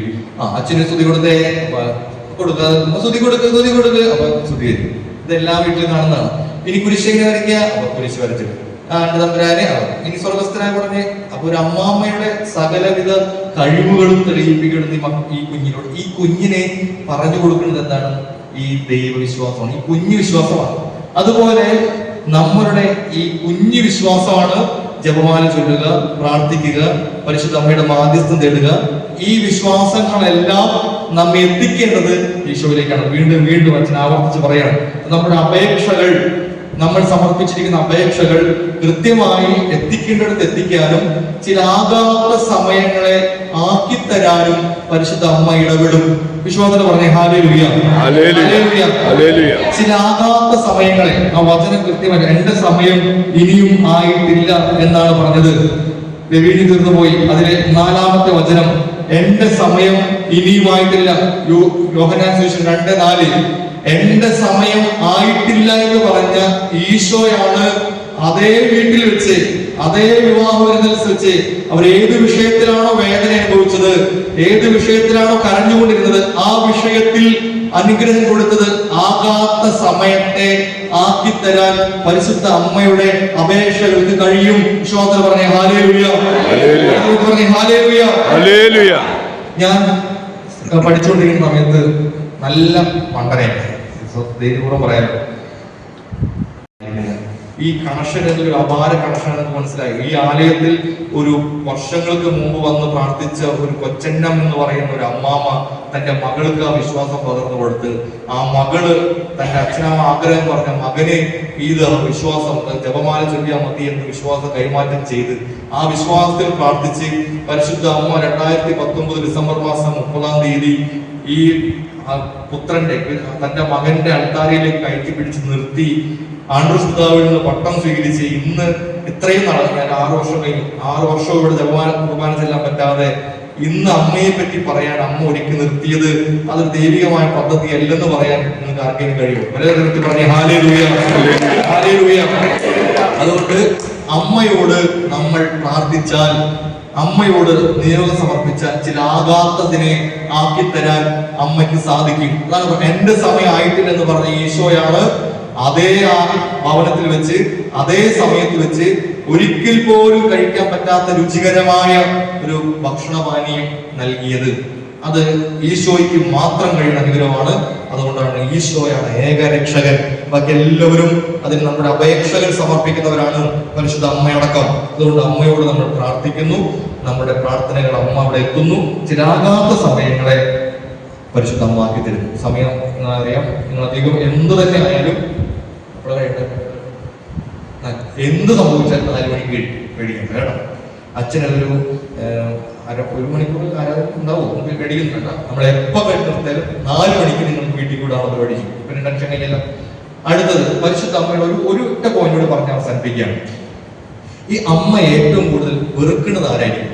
അമ്മ ഏറ്റവും കൂടുതൽ വെറുക്കുന്നത് ഒന്ന് ചിന്തിച്ചു കഴിഞ്ഞാൽ യെശയ്യാ നിങ്ങൾ ബൈബിൾ കൊണ്ടുവരുന്ന പറഞ്ഞ് ഞാൻ അതുവരെ ബൈബിൾ തുറപ്പിച്ചില്ല, കുറച്ച് കാര്യങ്ങൾ ഇങ്ങനെ അനുഭവങ്ങളിലൂടെ പറഞ്ഞു പോയി. യെശയ്യായുടെ പുസ്തകം 14-ാം അധ്യായം 12-ാം വാക്യം. യെശയ്യാ 14:12. അതിലെ ഞാൻ വായിക്കാം. നീ എങ്ങനെ ആകാശത്ത് നിന്ന് വീണു, ജനതകളെ കീഴടക്കിയിരുന്ന നിന്നെ എങ്ങനെ തറയിൽ വെട്ടി വീഴ്ത്തി. നീ തന്നെത്താൻ പറഞ്ഞു, ഞാൻ സ്വർഗത്തിലേക്ക് കയറും, ഉന്നതത്തിൽ ദൈവത്തിന്റെ നക്ഷത്രങ്ങൾക്കുമുപരി എന്റെ സിംഹാസനം ഞാൻ സ്ഥാപിക്കും. ഉത്തരദിക്കിന്റെ അതിർത്തിയിലെ സമാഗമ പർവ്വതത്തിന്റെ മുകളിൽ ഞാൻ ഇരിക്കും. ഉന്നതമായ മേഘങ്ങൾക്ക് മീതെ ഞാൻ കയറും. ഞാൻ അത്യുന്നതനെ പോലെ ആകും. എന്നാൽ നീ പാതാളത്തിന്റെ അഗാധ ഗർത്തത്തിലേക്ക് തള്ളിയിടപ്പെട്ടിരിക്കുന്നു. ഈ തള്ളിയിടപ്പെട്ടിരിക്കുന്നു എന്ന് പറഞ്ഞ ആ ആളാരായിരിക്കും? സാത്താനാണ്. എന്തുകൊണ്ടാണ് ഈ പിശാചിന് അവന്റെ ഒരു പാരമ്പര്യം പറയുന്ന ഒരു പേരുണ്ട്. എന്താണ് അവന്റെ ആ പേര്? ഇപ്പൊ പിള്ളേര് അത് മോഹൻലാലിന്റെ സിനിമയാണെന്നാണ് വിചാരിക്കുന്നത്. ന്യൂജൻ പിള്ളേര് അത് മോഹൻലാലിന്റെ പേര് സിനിമയുടെ പേരെന്നാണ് വിചാരിക്കുന്നത്. ലൂസിഫർ എന്നാണ് സഭാ പാരമ്പര്യത്തിൽ ആ മാലാഖയ്ക്ക്, സ്വർഗത്തിൽ വസിച്ചുകൊണ്ടിരുന്ന മാലാഖയുടെ അഹങ്കാരം കൊണ്ട് ഞാൻ അത്യുന്നതനെ പോലെയാകും, സിംഹാസനത്തിന് മുകളിൽ ഞാൻ ഇരിക്കും എന്നൊക്കെ പറഞ്ഞ അഹങ്കാരിയായ മാലാഖയെ വെട്ടി ഭൂമിയിലേക്ക് ഇട്ടു. എങ്ങനെ നീ ഇവിടം വരെ എത്തി? ഭൂമിയിലേക്ക് അധപതിച്ചു. നീ തന്നെത്താൻ പറഞ്ഞു, ഞാൻ ദൈവത്തെ അത്യുന്നതനെ പോലെയാകും. അങ്ങനെ അത്യുന്നതനെ പോലെയാകും എന്ന് പറയാൻ നമ്മെ പ്രേരിപ്പിക്കുന്നത് ആരായിരിക്കും? പരിശുദ്ധമ്മയാണോ? പിശാചാണ്. ഇങ്ങനെ മുമ്പ് എവിടെയെങ്കിലും കേട്ടിട്ടുണ്ട് ഇങ്ങനെ ഇത് ദൈവത്തെ പോലെയാകും, അത്യുന്നതനെ പോലെയാകും എന്നൊക്കെ? പിന്നീട് മുമ്പ് എവിടെയെങ്കിലും കേട്ടിട്ടുണ്ട്? യെശയ്യാ പുസ്തകത്തിലല്ലാതെ. ഉൽപ്പത്തി പുസ്തകം 3-ാം അധ്യായത്തിൽ മനുഷ്യന്റെ പതനം എന്നുള്ള തലക്കെട്ടിന് താഴെ പിശാച് വന്നിട്ട്, പിശാച് പാമ്പിന്റെ രൂപത്തിൽ വന്നു എന്ന് പറയുന്നു. ചിലപ്പോ ഒരു അച്ഛന്റെ രൂപത്തിൽ വരാം, ഭർത്താവിന്റെ രൂപത്തിൽ വരാം, ഭാര്യയുടെ, അങ്ങനെ ഒരു പക്ഷെ കൊമ്പും വാലും വെച്ച് പാമ്പിന്റെ രൂപത്തിൽ മാത്രമേ പിശാച് വരൂ എന്ന് വിചാരിക്കരുത്. ആരുടെ രൂപത്തിൽ വരാം. അപ്പൊ അങ്ങനെ പിശാച് വന്നിട്ട് പറഞ്ഞു, എന്ത് പറഞ്ഞത്? ഈ ഇത് കഴിച്ചാൽ നിങ്ങളുടെ കണ്ണുകൾ തുറക്കും, ദൈവത്തെ പോലെയാകും എന്ന് പറഞ്ഞു. അങ്ങനെ പാപത്തിന് ഒരു വഴിവെട്ടി. ആദ്യ പാപം, മനുഷ്യർ പാപം ചെയ്തു, ദൈവത്തിന്റെ കൽപ്പനയിൽ എത്തിച്ചു, അവർക്ക് ഇങ്ങനെ പർദീസ നഷ്ടപ്പെട്ടു. അപ്പൊ അങ്ങനെ ദൈവത്തെ പോലെ ആകാൻ ശ്രമിച്ച മറ്റൊരു മാലാഖ, അതാണ് ഭൂമിയിലേക്ക് വിട്ടുവീഴ്ത്തപ്പെട്ട ഈ ലൂസിഫർ അല്ലെങ്കിൽ പിശാച്. അപ്പൊ ഈ പിശാച് ആയിരുന്ന ഈ സ്ഥലത്തേക്ക് ഉയർത്തപ്പെട്ട ഒരാൾ, ഭൂമിയിൽ നിന്ന് ഉയർത്തപ്പെട്ടതായിട്ട് ഒരാളുണ്ടെങ്കിൽ അതാരായിരിക്കും? ഭൂമിയിൽ നിന്നും ഉയർത്തപ്പെട്ടു അവൻ ഇരുന്ന സ്ഥാനത്തേക്ക്, സ്ഥലങ്ങളിലേക്ക് ഭൂമിയിൽ ഒരു മനുഷ്യനെ, മജ്ജയും മാംസവും ഒരു മനുഷ്യനെ എടുത്തുകൊണ്ടുപോയി സ്വർഗത്തിലേക്ക്. അതാരായിരിക്കും? പരിശുദ്ധ അമ്മയാണ്. പരിശുദ്ധ അമ്മ സ്വർഗാരൂപിതയായി മോളിൽ താമസിച്ചിരുന്ന, ഉന്നതങ്ങളിൽ വസിച്ചിരുന്ന ഒരു മാലാഖയെ വെട്ടി പിശാചാക്കി ഭൂമിയിലേക്ക് ഇട്ടു. എന്നാൽ അതേ സ്ഥാനത്തേക്ക് ഭൂമിയിൽ ഒരു മനുഷ്യ സ്ത്രീ മുകളിലേക്ക് ഉയർത്തപ്പെട്ടു. അപ്പോൾ തന്റെ സ്ഥാനത്തേക്ക് വന്ന ഒരു സ്ത്രീയോട് ഇത്രമാത്രം കടുത്ത ശത്രുതയുള്ള ഒരേ ഒരാളേ ഉള്ളൂ ഈ ലോകത്തിൽ, അത് പിശാചാണ്. ആ പിശാചിന്റെ തല തകർത്തോളാണ് പരിശുദ്ധ കന്യകമറിയം. നീയും സ്ത്രീയും തമ്മിലും നിന്റെ സന്തതിയും അവരുടെ സന്തതിയും തമ്മിലും ഞാൻ ശത്രുത ഉളവാക്കും, നിന്റെ തലയെ അവൾ തകർക്കും. ആ സ്ത്രീ ഏത് സ്ത്രീയാണ്? പഴയ നിയമത്തിലെ ഹൗവ സ്ത്രീ എന്ന് ഉദ്ദേശിച്ചു. പുതിയ നിയമത്തിലെ ഹൗവയായി സഭ പഠിപ്പിക്കുന്നത് പരിശുദ്ധ മറിയത്തെയാണ്. സ്ത്രീയെ, എനിക്കും നിനക്കും എന്ത്, എന്റെ സമയം ഇനിയുമായിട്ടില്ല. സ്ത്രീയെ, യോഹന്നാൻ 19, സ്ത്രീയെ ഇതാ നിന്റെ മകൻ എന്ന് ഈശോ സ്ത്രീയെ എന്ന് വിളിക്കുന്നുണ്ടെങ്കിൽ അത് അമ്മയെ വില കുറച്ച് പറഞ്ഞതല്ല. പഴയ നിയമത്തിലെ ഉൽപ്പത്തി പുസ്തകത്തിലെ ഹൗവ ഒരു പാപം മൂലം, ഒരു അനുസരണക്കേട് മൂലം പാപത്തിന് വഴിയൊരുക്കിയെങ്കിൽ ആമേൻ എന്ന് പറഞ്ഞ അനുസരണം വഴി അനുഗ്രഹത്തിന് വഴിയൊരുക്കിയ പുതിയ നിയമത്തിലെ ഹൗവയാണ് ഈ സ്ത്രീ എന്ന് കാണിക്കാനാണ് ഈശോ ബോധപൂർവം സ്ത്രീയെ, എനിക്ക് നിനക്ക് എന്താ, സ്ത്രീ പുതിയ നിയമത്തിലെ ഈ പരിശുദ്ധ കന്യകാമറിയമാണ്. അപ്പോൾ നഷ്ടപ്പെട്ടു പോയ ആ സ്ഥാനത്തേക്ക് ഭൂമിയിൽ നിന്നൊരു മനുഷ്യ സ്ത്രീയെ ഉയർത്തിക്കൊണ്ടുപോയി അവിടെ വലിയ രാജ്ഞിയായി ഉയർത്തപ്പെട്ടു എന്നൊക്കെ പറയുമ്പോൾ അത് ദേഷ്യം വരുന്നത്, അതിന് സഹിക്കാൻ പറ്റാത്തത് ഒരേ ഒരാൾ മാത്രമാണ്, പിശാച്. ഈ പിശാച് പരിശുദ്ധ അമ്മയോട് പ്രാർത്ഥിക്കേണ്ടെന്ന് പറയും, നിയോഗം സമർപ്പിക്കണമെന്ന് പറയും, ജപമാല ചൊല്ലണമെന്ന് പറയും, ഒന്നും വേണ്ടെന്ന് പറയും. പക്ഷെ അമ്മ നമ്മുടെ നിയോഗങ്ങൾ ഈശോയുടെ സന്നിധിയിലേക്ക് ഉയർത്തുന്ന അമ്മയാണ്. ഒരുപാട് കാര്യങ്ങൾ പറയാനുള്ള ശരി ഒന്നാണ്. പക്ഷെ അതിലേക്ക് ഒന്നും കടക്കാൻ പറ്റിയില്ല. പരിശുദ്ധ അമ്മയുടെ വളരെ ഒരു എന്നുള്ള ബോധ്യം ഉണ്ടാകട്ടെ. അമ്മ നമ്മെ സമൃദ്ധമായിട്ട് അനുഗ്രഹിക്കട്ടെ. നമുക്കൊന്ന് കണ്ണുകളടച്ച്, എല്ലാവരും കണ്ണുകളടച്ച് കൈകൾ കൂപ്പി നമുക്ക് പരിശുദ്ധ അമ്മയോട് ചേർന്ന് പ്രാർത്ഥിക്കാം. നന്മ നിറഞ്ഞ മറിയമേ സ്വസ്തി, കർത്താവ് അങ്ങയോടുകൂടെ സ്ത്രീകളിൽ അനുഗ്രഹിക്കപ്പെട്ടവളാകുന്നു. അങ്ങയുടെ ഉദരത്തിൽ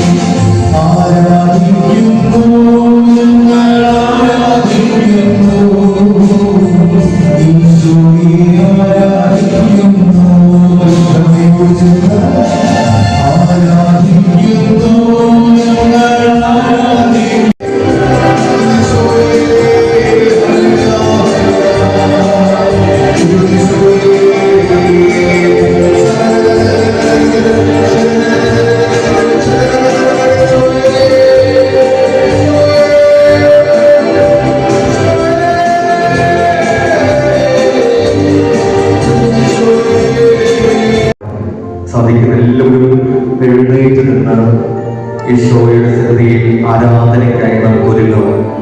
അരമണിക്കൂർ സമയം, അല്പസമയമേ ഉള്ളൂ.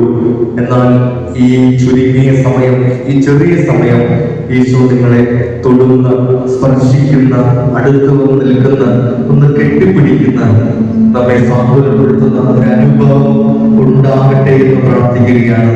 കർത്താവേ, അമ്മയുടെ സന്നിധിയിൽ പ്രാർത്ഥിച്ചുകൊണ്ടിരിക്കുന്ന, അങ്ങയെ ആരാധിച്ചുകൊണ്ടിരിക്കുന്ന ഈ ദൈവജനത്തിന്റെ സർവവിധങ്ങളായ നിയോഗങ്ങളിലേക്ക് ഈശോയെ അനുഗ്രഹമായിട്ട് വരണേ. ദിവ്യകാരുടെ നാഥ, ലോകം മുഴുവൻ ദൈവം അന്വേഷിച്ച് നടക്കുമ്പോ, ദൈവം എവിടെ, ദൈവമുണ്ടോ എന്നൊക്കെ ചോദിച്ചു നടക്കുമ്പോ, ആ ദൈവം നമ്മെ സൃഷ്ടിച്ച് പരിപാലിച്ച് രക്ഷിച്ച ഏകരക്ഷകനായ ദൈവം ഈ ആലയത്തിൽ നമ്മുടെ ഇടയിൽ നമ്മെ അനുഗ്രഹിക്കാനുണ്ട് എന്നുള്ളതാണ് ഏറ്റവും വലിയ സന്തോഷം. തമ്പുരാന്റെ സന്നിധിയിൽ കരങ്ങളിങ്ങനെ യാചനാരൂപത്തിൽ തുറന്നു പിടിച്ച് എല്ലാവരും ദിവ്യകാരുടെ ഈശോയുടെ മുമ്പിൽ യാചനാരൂപത്തിൽ പിടിച്ച് പ്രതീകാത്മകമായി പിടിക്കുകയാണ്. കർത്താവേ, ഈ യാചനാരൂപത്തിൽ പിടിച്ചിരിക്കുന്ന ഈ കരങ്ങളുടെ ഉള്ളിൽ നിങ്ങളുടെ പ്രാർത്ഥനകളെ, നിയോഗങ്ങളെ ഒന്ന് സമർപ്പിച്ച്, ഞാൻ നിനക്ക് വേണ്ടി എന്തു ചെയ്തു തരണമെന്നാണ് നീ ആഗ്രഹിക്കുന്നത് എന്ന് ചോദിച്ച അന്ധനായ ബർത്തമിയോസ് എന്ന് പറയുന്ന യാചകൻ ഇങ്ങനെയാണ് പറഞ്ഞത്: എനിക്ക് കാഴ്ച വീണ്ടും കിട്ടണം. ചില നിയോഗങ്ങൾ, അതിന്മേലാണ് അനുഗ്രഹം ഉണ്ടാവുന്നത്. ഞാൻ നിനക്ക് വേണ്ടി എന്ത് ചെയ്തു തരണം? 38 വർഷമായി തളർവാദം പിടിച്ചുകൊണ്ടിരുന്ന ഒരു മനുഷ്യൻ വെള്ളത്തിലിറക്കാൻ ആരുമില്ല എന്ന് പറഞ്ഞപ്പോൾ അവനെ സൗഖ്യം കിട്ടണം എന്നുള്ള നിയോഗം ഉണ്ടായി. എന്റെ മകളെ സൗഖ്യപ്പെടുത്തണം, മരണത്തിൽ നിന്ന് ഉയർത്തണം, എന്റെ വീട്ടിലേക്ക് വരണം, നീ ഒന്ന് വന്നാൽ മതി, ഒന്ന് തൊട്ടാൽ മതി എന്നൊക്കെയുള്ള നിയോഗത്തിന്മേലാണ് ഈശോ അനുഗ്രഹം നൽകിയിട്ടുള്ളത്. പ്രിയമുള്ളവരെ, ഒരു നിയോഗത്തെ സാധിക്കുന്ന എല്ലാവരും ഈ സമയം നിയോഗങ്ങളെ സമർപ്പിച്ച്, കർത്താവേ, നിയോഗങ്ങളെ അനുഗ്രഹിക്കുന്ന മണിക്കൂറാണല്ലോ ഇത്. ഞാൻ നിനക്ക് വേണ്ടി എന്തും ചെയ്തു തരണമെന്നാണ് നീ ആഗ്രഹിക്കുന്നത്. മനസ്സിൽ പറഞ്ഞോ, നിങ്ങളുടെ നിയോഗങ്ങൾ മനസ്സിൽ പറഞ്ഞോ.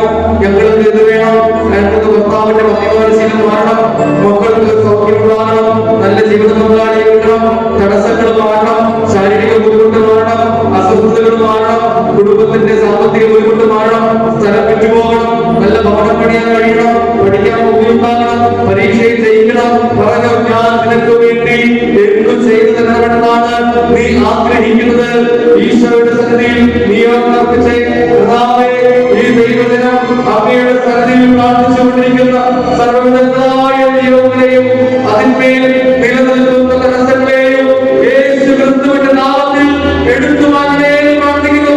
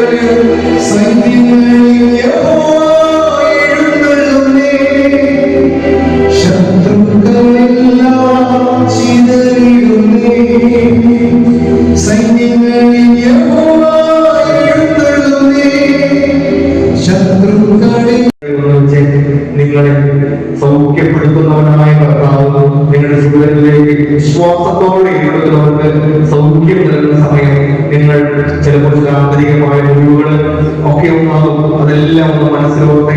നിങ്ങൾക്ക് എവിടെയാണോ സൗഖ്യം വേണ്ടത്, ശരീരത്തിൽ സൗഖ്യം വേണ്ടത്, ഉദര സംബന്ധമായ രോഗങ്ങൾ തുടങ്ങിയ സ്ഥലങ്ങളിൽ ഒരു വിശ്വാസത്തോടെ കൈകൾ വെച്ച് എവിടെയാണ് ഒരു ബുദ്ധിമുട്ടുമില്ലാത്തവർ ഇരുകരങ്ങളും നെഞ്ചോട് ചേർത്ത് വെച്ച് ഇരുകരങ്ങളും നെഞ്ചോട് ചേർത്ത് വെച്ച് ഈശോയെ പ്രാർത്ഥിക്കുകയാണ്. സൗഖ്യം നൽകുന്നവരായ കർത്താവേ, സൗഖ്യം നൽകണമെന്ന് പ്രാർത്ഥിക്കുന്നു.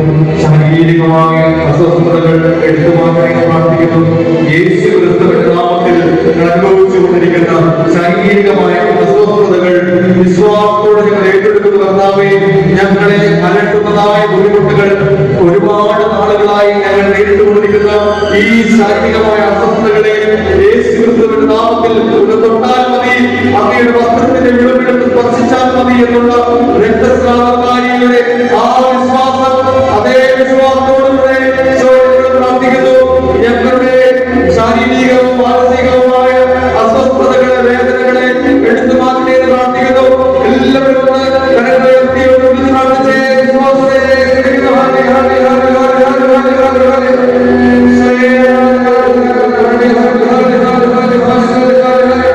വിശ്വാസത്തോടെ പ്രാർത്ഥിക്കുന്നതല്ല നിങ്ങൾ ലഭിക്കും.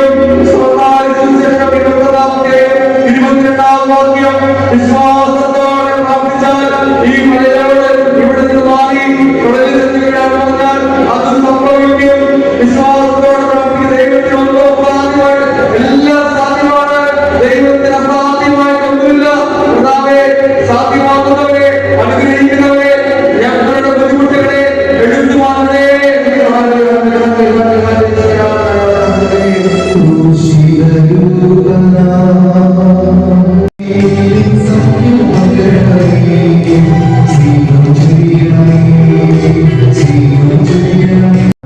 ചെയ്യുന്നതെന്തും നിങ്ങൾക്ക് ലഭിക്കുമെന്ന് വിശ്വസിക്കുവിൻ. അത് നിങ്ങൾക്ക് ലഭിക്കുക തന്നെ ചെയ്യും.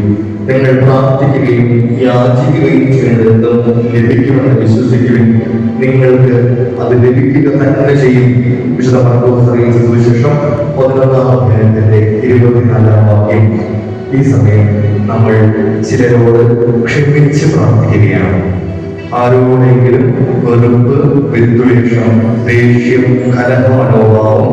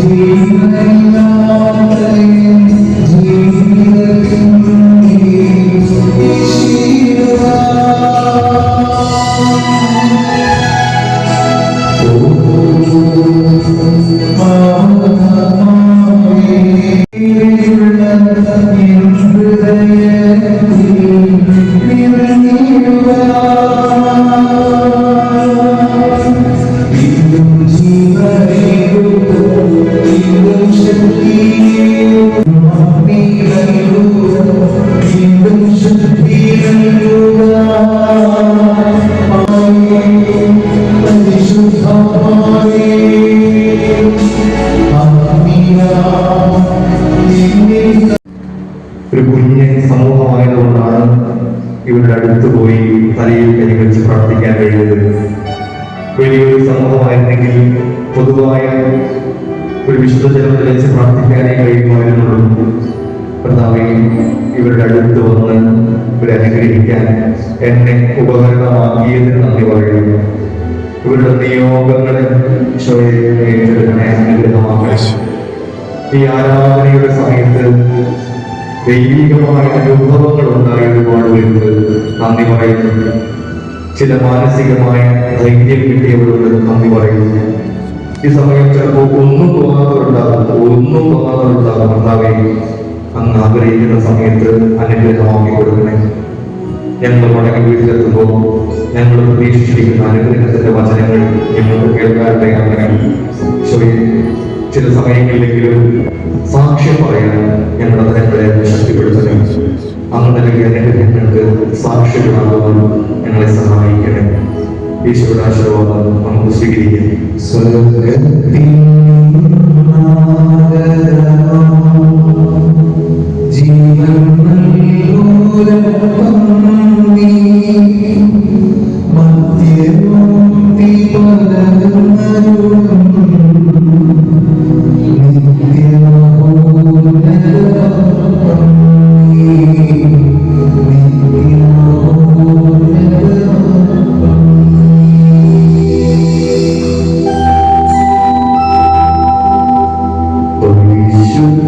ശരീരത്താലും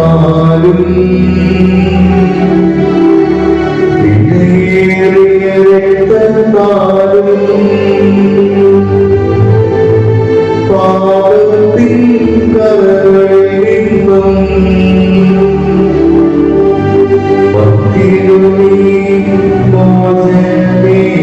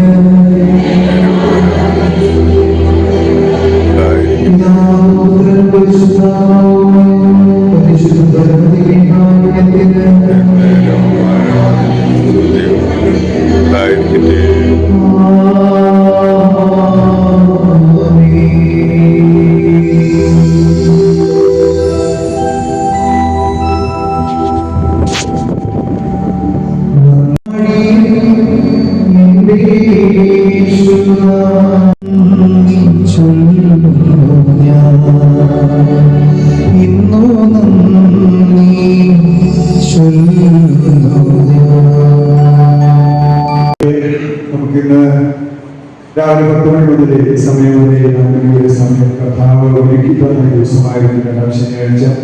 പരിശുദ്ധത്തിന് വേണ്ടി ഈ ആലയത്തിൽ വന്നിരുന്ന് നമുക്ക് ശുശ്രൂഷ പങ്കെടുക്കുവാനായ ദൈവം അനുഗ്രഹിച്ച സർവശക്തനായ ദൈവത്തെ നമുക്ക് കൈകളിൽ ദൈവത്തോട് നന്ദി പറയാം. എപ്പോഴും നമ്മോട് കൂടെ ആയതുകൊണ്ട് അവൻ പറയുന്നത് ചെയ്യുകയെന്ന് നമ്മെ സഹായിക്കുകയും നമുക്ക് വേണ്ടി നമ്മോടൊപ്പമായിരുന്നു നമ്മെ ദൈവത്തോട് അടുപ്പിക്കുകയും ചെയ്യുന്ന നിത്യസഹായ മാതാവിനെ നമുക്കൊന്ന് കൈകളിൽ നന്ദി പറയാം. നമുക്ക് ശുശ്രൂഷ ചെയ്യുവാനൊക്കെയായിട്ട് നമ്മയുടെ എപ്പോഴും നമുക്ക് പ്രോത്സാഹനം നൽകുന്നത് നമ്മുടെ വികാരീസിനും കൊച്ചച്ഛനും എല്ലാമാണ്. കൊച്ചച്ഛനും അവർ നമുക്ക് നൽകുന്ന ഈ സഹായത്തിനും അവരുടെ സ്നേഹത്തിനെയും ഓർത്തുകൊണ്ട് നമുക്ക് കൈകളിച്ചതോട് നന്ദി പറയാം. ഇന്ന് നമുക്കൊരു ശുശ്രൂഷയ്ക്കായിട്ട് കടന്നു വന്നത് നമ്മുടെ അജിത് കൊള്ളവീട് അച്ഛനാണ്. നമുക്കറിയാം ഇവിടെ തൊട്ടടുത്ത് നമ്മുടെ കാക്കശ്ശേരി പള്ളിയിലെ മാതാവിന്റെ പള്ളിയിലെ ഇതുപോലെ തന്നെ മാതാവിനുള്ള വലിയ ഭക്തിയും സ്നേഹവും അച്ഛൻ പറഞ്ഞ അച്ഛനെ എങ്ങനെയാണ് പരിശുദ്ധി അമ്മയുടെ സ്നേഹം പകർന്നു കിട്ടിയതെന്ന്. അമ്മാമയായ കൊച്ചനും അമ്മാമയിലൂടെ മകൾക്കും അതുപോലെ തന്നെ കുടുംബത്തിനും കിട്ടിയ അതേ വിശ്വാസം ഇതുപോലെ തന്നെയാണ് നമുക്ക് ഓരോരുത്തർക്കും വലിയ വിശ്വാസം പകർന്നു കിട്ടുന്നത്. ഇന്ന് നമുക്ക് അച്ഛനെ ഒത്തിരി തിരക്കുണ്ടായിട്ട് ഇവിടെ കടന്നു വന്ന് നമുക്കൊരു ശുശ്രൂഷ ചെയ്യുവാനും ഒരു വലിയ അർപ്പിച്ച് നമ്മോടൊപ്പമായിരുന്ന നമ്മുടെ അജിത് അച്ഛനെ നമുക്ക് ശക്തമായിട്ട് കൈകളടിച്ച് നന്ദി പറയാം. അറിയാം, ഷനോജ് വരുന്നത് നമ്മുടെ കുടുംബത്തിലെ ഒരു അംഗം പോലെ ആയിരിക്കും. ഏത് ആവശ്യങ്ങൾക്ക് വിളിച്ചാൽ ഓടി വരുന്ന ഷനോജ് വരുന്നത് ഒത്തിരി തിരക്കുണ്ടായിരുന്ന അദ്ദേഹത്തിന്റെ കുടുംബത്തിന്റെ കാര്യങ്ങൾ പോലും മാറ്റി വെച്ചുകൊണ്ട് ഇവിടെ ഓടി 11:30 എത്തി നമ്മെ സഹായിച്ച ഷനോജ് വരുന്നത് നമുക്ക് നന്ദി പറയാം. നമ്മുടെ എല്ലാ കാര്യങ്ങളും പ്രത്യേകിച്ച് ഇവിടെ നമുക്ക് ജയ്സൺ സഹോദരൻ നമ്മെ ഒത്തിരി നമ്മളെ സഹായിക്കുന്നുണ്ട്. അദ്ദേഹത്തിന്റെ സർവശക്തനായ ദൈവം സമൃദ്ധമായി അനുഗ്രഹിക്കട്ടെ എന്ന് പ്രാർത്ഥിക്കുകയാണ്. അതോടൊപ്പം തന്നെ നമുക്ക് ആദ്യമായിട്ടാണ് നമ്മുടെ ഈ ഏകദിനത്തിലെ കഞ്ഞി നമുക്ക് ഇവിടെ ഇടവകയുടെ നേതൃത്വത്തിൽ അത് തയ്യാറാക്കി തന്നത്. അതിനോർത്ത് നമുക്ക് ദൈവത്തോട് നമുക്ക് നന്ദി പറയാം. പ്രിയപ്പെട്ടവരെ, കടന്നു വന്ന നിങ്ങൾ ഓരോരുത്തരോടും ഈശോയുടെ നാമത്തിൽ നമുക്ക് പ്രത്യേകം ആയുധം നിങ്ങൾ ഓരോരുത്തരെയും പരിശുദ്ധിയമ്മയുടെ വിമല ഹൃദയത്തിലേക്ക് നമുക്ക് കൊടുത്തുകൊണ്ട് ഇനിയും നമുക്ക് അടുത്ത വരുന്ന നമ്മുടെ 2ാം ശനിയാഴ്ചയുടെ ശുശ്രൂഷകളിലൊക്കെ കൂടുതൽ പേരെ നമുക്ക് വിളിച്ചു കൊണ്ടുവരാനായിട്ടുള്ള കൃപ ലഭിക്കണമേ എന്ന് പ്രാർത്ഥിച്ചുകൊണ്ടും ഇന്ന് നിങ്ങൾ സമർപ്പിച്ച ഓരോ ഇവിടുത്തെ സമർപ്പണങ്ങളും അതെല്ലാം നമുക്ക് ഈശോ സന്നിധിയിലേക്ക് കൊടുത്തുകൊണ്ട് അതൊരു അനുഗ്രഹമായിട്ട് സാക്ഷ്യമാക്കാൻ ദൈവം അനുഗ്രഹിക്കലേക്ക് പ്രാർത്ഥിക്കാം. നിങ്ങൾ കടന്നു വന്ന ഓരോരുത്തരോട് ഒരിക്കൽ കൂടി നന്ദി പറഞ്ഞുകൊണ്ട് എന്റെ വാക്കുകളെ ഞാൻ ഉപസംഹരിക്കുന്നു.